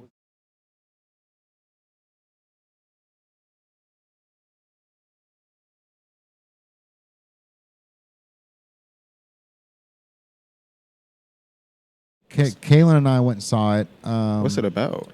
You haven't seen the original Top Gun? All right. I'm gonna go ahead and go out on a limb. I tried watching the original Top Gun last night, bro. After I watched Top Gun 2, Top Gun 2 is better than Top Gun 1. What's Top? Hey, okay. Like, bro, what's it? It sounds like an action movie or something. Don't shoot me. Fighter jets. Don't shoot me, bro. But Top Gun 2 was better than Top Gun 1. And bold statement. Very bold statement. And I am one of those guys that did not want a remake of Top Gun. I did not want the remake because Top Gun was made so well with so many good actors. Yeah. I'm like, you can't fuck this up, dude. Yeah. Do not fuck that up. Yeah. Top Gun, Tom Cruise, man. Top Gun Maverick, Oh, okay. which first of all, Miles Teller is a phenomenal actor. I've loved this dude since I first saw him in Project X. But Who? his name is Miles Teller, bro. He was in Project X. yeah, he was just a kid in Project X, but Which one though? Because I seen Project when Project X dropped. That was the movie of the yeah, summer. bro. I remember Yeah. when Project X dropped, and then like everybody saw that movie. Everybody wanted to throw Project X parties. Yeah, They still fucking do. They still talk about him, bro. Anytime a big party happens, Johnny like- B, bro. Johnny B threw that party before Project X was even a thing. Like before Project X, like Johnny B threw a party that had over 400 people that showed up. Cops came and the whole nine. Like that kind of put Johnny B on the map. Yeah, yeah, like, yeah, yeah. Like fucking I remember 15 hearing about it. years Yeah, ago. Project X. I was remember like, hearing people about jumping it, off the roof, bro. Bro, that I remember hearing. I wasn't there. I remember hearing about it. That was what you said is exactly the reason why that's a legend moment. I Yeah. remember hearing about it. I wasn't there, but I do. I mean, through social media, everyone was talking about it, and like, I wasn't even there, but I felt like I was because so many people were talking about it, and then I heard Right. about it through the bowling alley. Like, dude, just everybody was just like into it, and then now Johnny's killing it, man. Johnny, Johnny B. the Johnny had Br- the glasses, the DJ. No, he's the one that jumped off the roof into the swimming pool No. on Project X. Oh, okay. I'm Oh probably no, tripping. no! This is a real dude Yeah, here. bro. Oh, okay. I'm local okay, guy, I'm tripping, local I'm tripping, DJ. I'm tripping. Yeah. Okay. He does his thing. Yeah, he just knows how to put on an event. That's really what it comes down to. Really, Yeah. like he knows how to do it. He's a DJ locally, spots all over the place, all over the city. But I want to get him down here for yeah. Saturdays, man. I keep thinking like we need to bring him in on Saturday afternoons. Yeah, I think he'd be Oh, a shit. good fit for sure. He's the homie though. Yeah, he's got great human from top to bottom. He knows he's got that like connection with people enough to put on a big party like Project X. You know, so. But I do want to put this shirt. Not to change the topic, but this. Yeah, Team man. Johnny. Team Johnny. Speaking of Johnny, but we're going to Johnny Depp on this one. Team Johnny. Yeah, so that T-shirt I made. Now, shout out to the guy that I was talking about earlier. Josh Densler was his name. That was my best friend brother that killed himself 10 years ago. His sister wrote me on Snapchat and said, "Are you going to make a Johnny Depp T-shirt? Because I want to buy one." And I was like, I was thinking about it, but I don't know, And then I was watching the trial. I was obsessed with the trial, bro. So like 8 a.m., 9 a.m. Right when it started, I would hop on my phone, put the earbuds in, and I would listen to the whole trial. But Amber Heard on the second to last day kept writing Post-it notes every like 10 seconds, Yeah. bro. She was writing a Post-it note and Right. giving it to her lawyer. And everybody in the feed, like, because I love keeping the comments on. Like, Yeah. that's the best part because it's like just hate over and over. Like everyone's like, "What's Amber doing? This dumb bitch." Blah blah blah. Like I hope she runs out of Post-it notes. And this lady's like, "I hope she runs out of ink before she runs out of Post-it notes." And I'm like, "This is crazy as shit, bro." So I was like, "All right, I'll do just like I wanted to do like the Charlie Day, like Always Sunny in Philadelphia, the moment where he's like trying to diffuse that whole map of everything going on that one episode." Yeah. He's like Yeah. eyes wide-eyed. Like, Yeah, so that was this T-shirt. So Okay. this T-shirt here Well, is I'm trying to bunch see of what's on Post-it the notes. Post-it It's got notes. the bruise kit. A mega paint. It's got Aquanet and an Aquaman. Look, bro, like some of these moments that were on the actual trial, it's like, is this real life? Because Johnny's making this such a comedic moment. And Because he know that he's like, come on, man. bro, so this dude like he legit would say the movie Aquanet. Johnny just need to keep it chill. Hey, Johnny. Aquaman. Johnny, keep it chill, keep it smooth, man. You gonna be all good, man. Yeah, Oh, bro. he's all That's good. all you gotta do, bro. but when Team he, Johnny. It's like a you walk in the said. park right here. bro, when he was talking about the movie, he literally said the movie Aquanet. I mean Aquaman. And so it's like I put that on there because like that moment, bro, like where he says Aquanet, I mean Aquaman, it's like, how is this even real right now? That they're in court and he's making fun of the shit that she does verbally, and it's making it across the board, bro. Like another one right here. Like the guy was like, "So you walked in and you saw Johnny Depp peeing in his own foyer, is that correct?" And the guy was like, "Nope, didn't see him peeing in his own foyer." And the guy was like, "So you didn't see Johnny Depp's penis in his hand while he was peeing in the Like, foyer?" what? And Pause. and the guy responds, "I think I would Jesus. remember seeing Johnny Pause, Depp's dude. penis." Like what? So that's like, so come on, bro. So that's That's right the here. way I it think I was, remember bruh. seeing Johnny Depp's penis. My dog stepped on a Bruh. bee. My dog. Or this one, Mr. Rotten. Yeah, I ain't gonna lie Born. to you, bro. So Amber Heard's lawyer's name is Mr. Rottenborn, and so he made it a point to say, "Yes, that is correct, Mr. Rottenborn."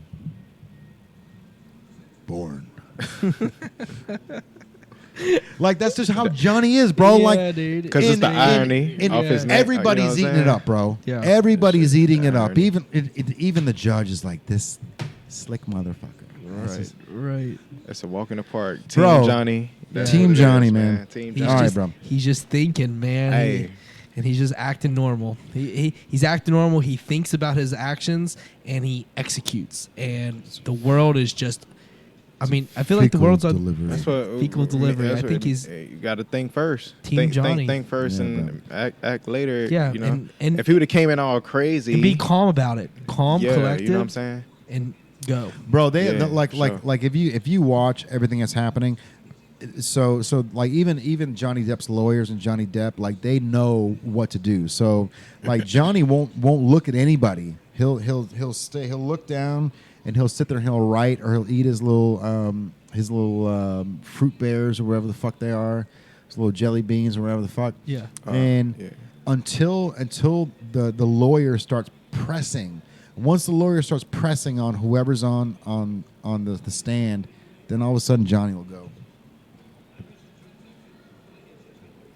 And he'll look right at your eye, bro. And he'll look right at you. And he'll, just intimidate you with him. He'll lean forward and he'll start watching. And that's the moment where like, all right, so like you can tell the fucking motor's on and they're in the drive, because for the first 20 minutes, Johnny's not even paying attention. So now it's like this guy's like, oh, this, and this, and all of a sudden Johnny's looking and the guy's like, so this, and Johnny's just staring at the people, bro. Like it is so like everything's rehearsed, bro. Like you can tell that like everything that Amber Heard even said about her lawyer to her lawyers, it was all rehearsed 3 days in advance, and like her like crying on demand. It's and like they're rehearsing, and either one don't know what each other's gonna say, so they're both rehearsed lines Right. before they even get to the verdict. Right. So it's like They gonna make it's wild. they gonna make a TV show real about life this. real They They real gonna make a reality TV show about this, man. They Real need to make a reality. TV show. Saying, they go. E will be all over it. Someone's gonna cover. They ain't gonna this. put their names in it. They go like Oh, they're gonna put some their other names in it. Oh, they're gonna put names. They go put like other characters too in big it, of but it's characters. gonna be based on this. They're too big of people. They gotta put their names. How you gonna Johnny cover this? Strep. Yeah, Johnny Strep. Amber Yeah, they Heard. gonna do something like that. Amber Turd and Johnny yeah, Strep. type But shit. they gonna do something like that. but honestly, dude, the fact that Johnny Depp is in England playing with Jeff Beck a couple days after, Playing music. playing Stress free. stress free. So That's how you know it's an act. That's how you know he knows he's gonna win. Well, For sure. I don't Team think Johnny. that, bro. I think he knows. Like, He's in a good position? Well, no, like I think Johnny doesn't care if he wins or loses. Oh, okay. Okay. I think see what you're saying. Johnny just wanted his side of the story told, because this Sure. girl has gone on a rampage since 2016 and Damn. has taken him and drug him across the coals, right? And all this stuff. And then, like I've been in this situation with somebody who has those type of like characteristics. bro, like schizophrenic almost. Like the text messages that this dumb bitch fucking said to me, like she bit my ear off Damn. and detached my left eyeball, and then she has the audacity to 2 days after I had surgery on my ear to tell me that I look better without an ear. Oh yeah, she fucked up. That is Excuse my- yeah. that is a Okay, my fault. psychotic mentality. I'm just bro. making sure. No, it's a psychotic mentality, and like those messages, like it just somehow it just popped up randomly, and it just everything just like fell in line with like, wow, bro, like this is so, and like what Amber Heard is doing to Johnny Depp, like I could definitely see a cool, calm, and collected guy going haywire because this person thinks that she can change who he is or wants to ruin what he does, like that he's been doing for fucking 30 years or whatever, like fucking 50 years, bro. He's 59. He's been working since he's like 13, bro. So like sometimes I feel like when you're in a situation like that and you be cool, calm, and collected, that just make them even more mad. Cause I be feeling like they want to really like see you go crazy, but we know how to. We know how, right. You know what I'm saying? We know how this plays. You got your walls up. You're like, all right, I'm going to keep doing my thing on this side of the fence. And you know how this thing plays. Yeah. And that's why you said it's so easy to point her out. It's so easy to see that she is psychotic and thinks that her shit doesn't stink and that she's the best actress on the planet, bro. And that's issue number one with people like that. That's what makes it crazier. That's what makes it crazier. She an actor. Like, if it's just like a random chick doing it, everybody you can can't see, miss bro. it. Dude, my whole thing is when I heard that, when I just heard the clip of her saying, "No one's gonna believe you, Johnny. They're gonna believe me because I'm the girl." Basically, yeah, she said, "Go ahead." That's over for me. That's the go ahead, Johnny. That's your chess move, bro. Go ahead and tell everybody. She's telling you what type of game she about Johnny to play Depp with you. Have been abused by a woman. He's like, "Yep."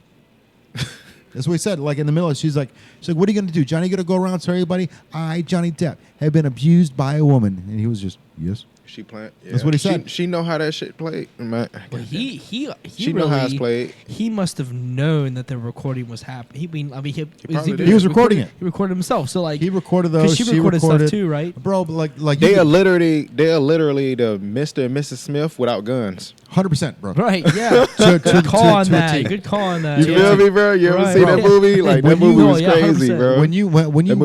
When you watch her. When he was slamming those cabinets in their kitchen, and she had a camera, so you can see that she like took the camera, she opened it up, and then she put it like she stood up by a vodka bottle, and then once he walked over, she took the camera and she moved it over and hid it right. And so when he walked away, she fucking moved it back, like, you know. And then she's like, "Well, why are you so mad, Johnny? Yeah, why are you doing this, Johnny? I don't know why you're doing." Like, it's like, you dumb bitch. Like, I ain't gonna lie, bro. Hey, none of us should ever. And anyone who's listening, you don't want to be in a relationship. When they get to that point, when you start recording each other, you know what I'm saying. When they get to that point, it's about that time, bro. I've been in one. I've been in one. I had to record what was going on just to keep myself safe. So like, I've been in that. Oh yeah, I've been there. I've been there. I've been there. So like, we had an episode about that actually with Pamela. But like, it's just like, when you get to that, like you said, it's like at that level of toxicity that you have to really like fight or flight. You gotta get up out of there. You gotta go. You like, gotta get up out of there. It's only gonna get worse. In my case, it was at my place that I was the leaseholder to. I was the one that like lived there, and I was living with the situation. Like I knew I gotta go. You knew, yo. So you wake up every day. Yeah, stressed. As soon as you wake up, you're like, oh boy, here we go. Yeah, bro. What's in store for us today? I had to get the popo in. I had to get the popo involved, bro. I had to bro. get the popo involved because sometimes it gets to the point where like you can't do it alone. You're like you're not gonna go nowhere. It's time to get someone else involved in this. And like their situation, they're on the national stage. Yeah, they're talking in front of a judge and a jury. And the jury, it seems like it's from what I've read, that is feeling Johnny's side. So we'll see. I'm getting restless. You want to finish this off? Let's finish it, man. I got to go to the restroom. If you guys want to go ahead and finish it off, or just go ahead and let's wrap. Let's cool, man. Appreciate y'all for checking in. All right, man. Yeah, 2.5 hours, man. We cool got this, man. Kickback session, man. 2:45. Yeah, man. All the bros kicking it, man. Yeah, we have a good time talking. All right, so YOMN, what's your Instagram handles, bro? What's all your contact info? My YOMN Is YOMN. Is that YOMN. All right, YOMN. So YOMN.92 on Instagram, Snapchat. I don't have a Facebook. You know what I'm saying? Bro, people ain't watching Facebook anymore. Yeah, Instagram. That's why I tossed it to the side. Instagram. Yep. Yeah, Instagram. All right. So this is gonna wrap up another episode of the PowWow. It's your boy Jay Banks. I appreciate you guys checking in for another episode. If you want to be a part of it, comment below or message one of us individually. So we have new guests every single week. We've got Joey Cook coming on next week. After that, we've got the a girl on a roof. So she is she's a roofer. Oh wow. She is. So she's been out fixing roofs. So we're gonna get her on. Shout out to Jesse. They're grinding. Yeah, bro, for sure. So Jesse Blaine's sister, I think it is. Oh yeah, man. yeah, familiar. So okay. super dope. Okay, All right, okay, man. Well, I okay. appreciate you guys checking in. Hey, so we're gonna we're be outta doing here. this every single week. And if you want to get involved, let us know. We're gonna be doing more issues, more content, just more than just the powwow. So if you want to be a part of it, this is a collective. And if you're feeling down, if you're not feeling happy, or if you're feeling like you're heartbroken, bro, come on down and see us. This place is meant for broken hearts. This place is meant for misfits. This place is meant for people that can't drive cars and have to ride skateboards all their life. This place is meant for you, man.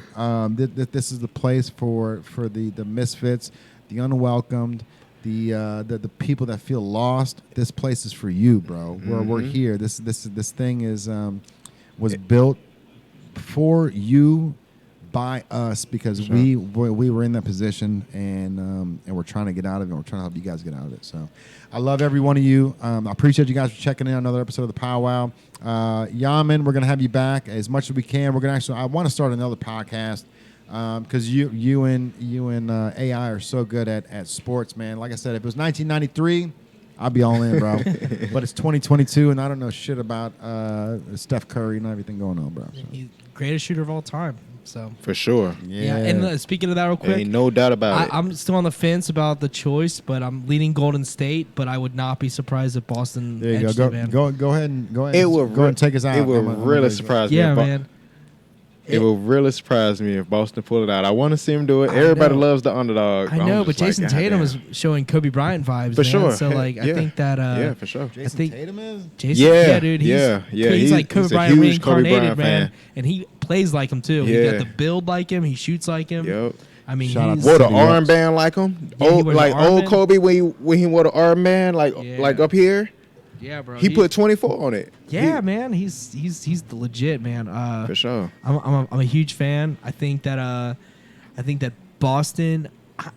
I've got this feeling Boston's gonna pull it off. I would somehow. love to see them win, but I gotta think in reality, and I honestly think I'm gonna get. My homeboy said he think it's gonna be 4-1, and we gotta bet on this. Oh, he thinks he's gonna be He Golden think State he's- in 5.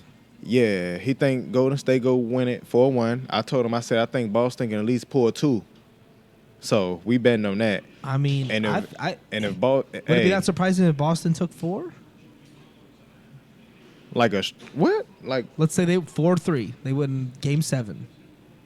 I think Boston wins Game 7. I think If Boston wins Game 7 in the NBA Finals, something crazy gotta happen. Like Klay Thompson gets injured, Draymond Green, Stephen Curry. Yeah. He got he's always had ankle injuries. Sure.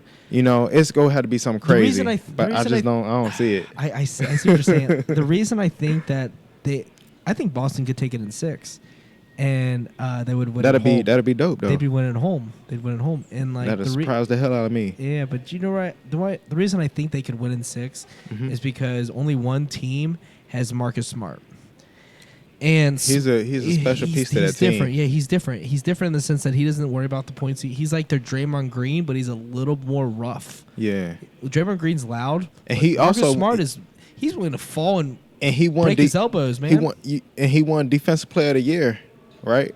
Yeah. Yeah. He's the defensive I player of didn't the year, even man. know that, At yo. his size, I didn't even know that, Right, yo. man. You think it's Rudy Gobert? until You we think talked it's about like it. it could be anybody on the larger scale, the larger athlete. But like, nope. Marcus Smart, he's a forward, bro. He's a I point. love to He's see a it happen guard. like He's a that. guard, really. So like, he's getting it. Well, I he mean, played. He was playing at Oklahoma State. Yeah. Yep. Yeah. No, he's. I mean, He- he's a dog, dude, and Yeah. and at the end of the day, they have him, and Golden State doesn't. Now, Golden State can score from any point of the court. That's what's so Curry dangerous. Curry gets the half court, and he can throw a ball up, and it's not even. It's not if he's gonna make it or miss it. It's like hopefully he doesn't make this one. Have you seen his Like- pregame like drills? Pro, yes. He'll start off 100%. mid-range, shoot a shot, maybe a couple Closer. inches behind the And goes 3-point back line, and shoot a forth. shot. Yeah. He go farther back, Yep. and they all go in. They used to that, and it's like, yo, that's not even. It's man, he just one of them players, bro. Some He of is. that, bro. Like everybody can't do that. Nope. That dude is something different. He's one of a kind. He's something different. But I will say Sure. that the defense of Boston is the separator. I think that's the They difference. play smart defense. They do. They're They play smart attack and they stay on. They stay Yeah. on it. And with that pressure, Golden State is That they're what- going to move the ball. I- They're okay, gonna I move the get- I ball. get- I get what you're So, like, saying. they're I gonna get what you're saying They're going now. to disrupt Yeah, I get what you're saying. the Okay. flow. That's where I think the difference is. Yeah, okay, So I I see think what you're that's where saying. Boston will, because like you have to disrupt the flow and the passes. And I think Boston is the only team in the entire league. They are the number one defense. Keeping that in mind. Number Yeah. two's Golden State has the number 2 overall defense, but they're not Wow. big. Yeah, on specific the ball movement because they move so much. There's so much movement that happens. Is the 1 and 2's playing right now? So like, Okay. but Boston's 1, and I think that defense will disrupt enough for the Golden State Warriors to allow them to potentially win in 6 or 7. I'm not Okay. putting them out, but I am leaning Golden State at this moment. But Yeah, I ain't the gonna game lie to you, bro. Thursday it starts, so we'll see. But Boston is a threat. Miami would have struggled because Jimmy Butler had to carry the load, and carry for 4 wins is hard. But if you got Jaylen Brown, and He's a beast. he is. I love the way he and, play. And Tatum, those two. I love the way Tatum play that, too. That's your Steph Curry and that's your Klay Thompson. But the difference between is Jaylen Brown, Klay Thompson can put up threes, okay? And we know that. But He Jaylen can Brown, shoot. Jaylen Brown can score all over the hey, court. Klay Thompson. He can. The catch and shoot game. Yep, and he can score. He can run it. He can duck. He can do everything. But Jaylen Brown is a little bit more aggressive, and I think that is that difference on the offense. You got Marcus Smart and Draymond Green kind of low key cancel each other out, and then your 4 and your 5s are kind of canceled out. And Boston is a bigger team size wise, so that's an advantage. This is going to be an interesting series. it's dude. gonna be like some, It you is. know, I'm excited. You know, I mean, with Luca. there's an argument I on told both my sides. homie about Luca. Luka's one guy though. His team was kind of. I know they go keep building. Yeah. But one thing about Luca, I They need one noticed. more star. Yeah, they do. They do. Yeah. It's something I noticed something about Luca, and I be working and stuff like that. So I can't always be able to watch it just how. No. But when I see certain glimpses, you know what I'm saying? Like with Luca, I told my homie, I was like, bro, it's hard to guard a guy that's tall, that's crafty. Yeah. You know what I'm saying? 100%. A guy that like Luke. When I watch Luca play, I see I was born in '92, but I grew up watching basketball all my life. Sure. That's my love. You feel me? It's tatted on me. You know what I'm saying? Yeah. Like, so like when I watch Luca play, I see a glimpse of Larry Bird, and I also see a glimpse of Dirk. Yeah, And I know Dirk some LeBron still in there be- too. He's got some LeBron in him too. Yeah. He does. I think Luka does. Okay. He's got the facilitate. He scores like him. Luka plays at his own Patient. pace. He plays with He's patience. Patience. Yeah, he played with patience. That He does. LeBron played with patience. Yeah, 100%. Yeah, for sure. Yeah, You know what I'm saying? Like, but Luka needs to figure his and defense he out. young, but see, he young. He is young. He like 21, 22? Luka is 23. Oh, he 24. 23? He's still getting there. young. He's getting there. He's under 25. He ain't even got to the No. stage where He's like been up in the Euro League. He's been playing with grown men since he was like 16. that should be enough right there to let you know how it go. Yeah. Cause LaMelo skipped college and played overseas. Yep. How he came back going crazy. Brandon Jennings played in Italy. I used to watch Brandon Jennings. How Dude, you know what I'm he's saying? solid. Yeah. You know, like when he was there and he first came, he was playing with the Bucks. Yeah. 3 games into the NBA season, and he dropped 55. The guy like 6 foot on the weight like 155. Just soaking wet. Yeah. You feel me? Like you only learn stuff like that over. You I gotta was do it in real I was time. talking to my boy. I was talking to my boy Jay. I bring him in here from time to time. Yeah. And I was talking to him about the Euro step. I said, bro, like, people don't do it as much. There was a point in time when a lot of people was doing the Euro step. Dwayne Wade, he made it popular. Sure. Yeah. But the Euro step actually came, I'm going to give the credit to Emmanuel Ginobili. because he Okay. played in Europe. Spurs. That's you. Yep. I was watching basketball and getting down to the science of Dude, the it Spurs don't get enough credit. because they don't do it They're loud about it. exactly. They're- You got teams They that do it humbly and they win and they don't Yep. get the credit they deserve. They were a Yeah. dynasty, dude. Like they won 5 championships. yeah. Tim Duncan has 5 rings. Tim Duncan, yeah. Made How? But y'all ain't gonna give him his credit, yo. Pops, Like, Pops, kick man. back.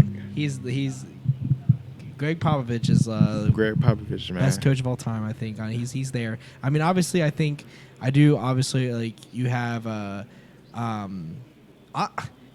we're seeing Steve Kerr is looking like one of the best coaches of all time. Steve Kerr too, know how so to win. He knows how to win. He played so- with the Bulls. He was Yeah. with he was Yep. with he Jordan, was he was with MJ, Yep. and Yep. he knocked down a lot of big shots, Yep. which But he shouldn't learned. He learned. and it shouldn't surprise you with how the Warriors play. Right. He was a 3-point shoot. Yep. He was a sharpshooter, Yeah, and he's like he even said himself, I can't touch Curry. It is what it is, but but he taught Curry. he taught he gave Curry. you feel me. He gave Curry Yep. the knowledge. The Warriors play the same. The way that the Warriors play, they channel Steve Kerr. Steve Kerr's playing, yeah, because yeah, he played with the 100%, Bulls. Yeah, You Yep. feel me? Yep. Like, and that, and then it just helped that, Steph Curry, his dad was a sharpshooter. dude, and his So brother. that just make it even better. his brother Seth is just as good too. Like, I mean, not just Oh, as good, yeah. but like he's up there. Yeah. Seth Curry's one of Yep. the best 3-point shooters. Mhm. There's something in that gene pool. Man, you know what I mean? shit, that's how it worked. But yeah, but really, honestly, we're gonna wrap this up. It's time to go. Appreciate y'all for tuning in. We'll have the sports talk picked up next week, and you can check it out there. We'll talk some football, some basketball, and shout out my dude. YOMN, Yep. YOMN. It's Hey. on Instagram, YOMN.92. Appreciate you, bro. For sure, man. Yeah. Thank you all for tuning in. We'll see you all next week. Thank y'all for having me. Hey. You know what I'm saying? Bye.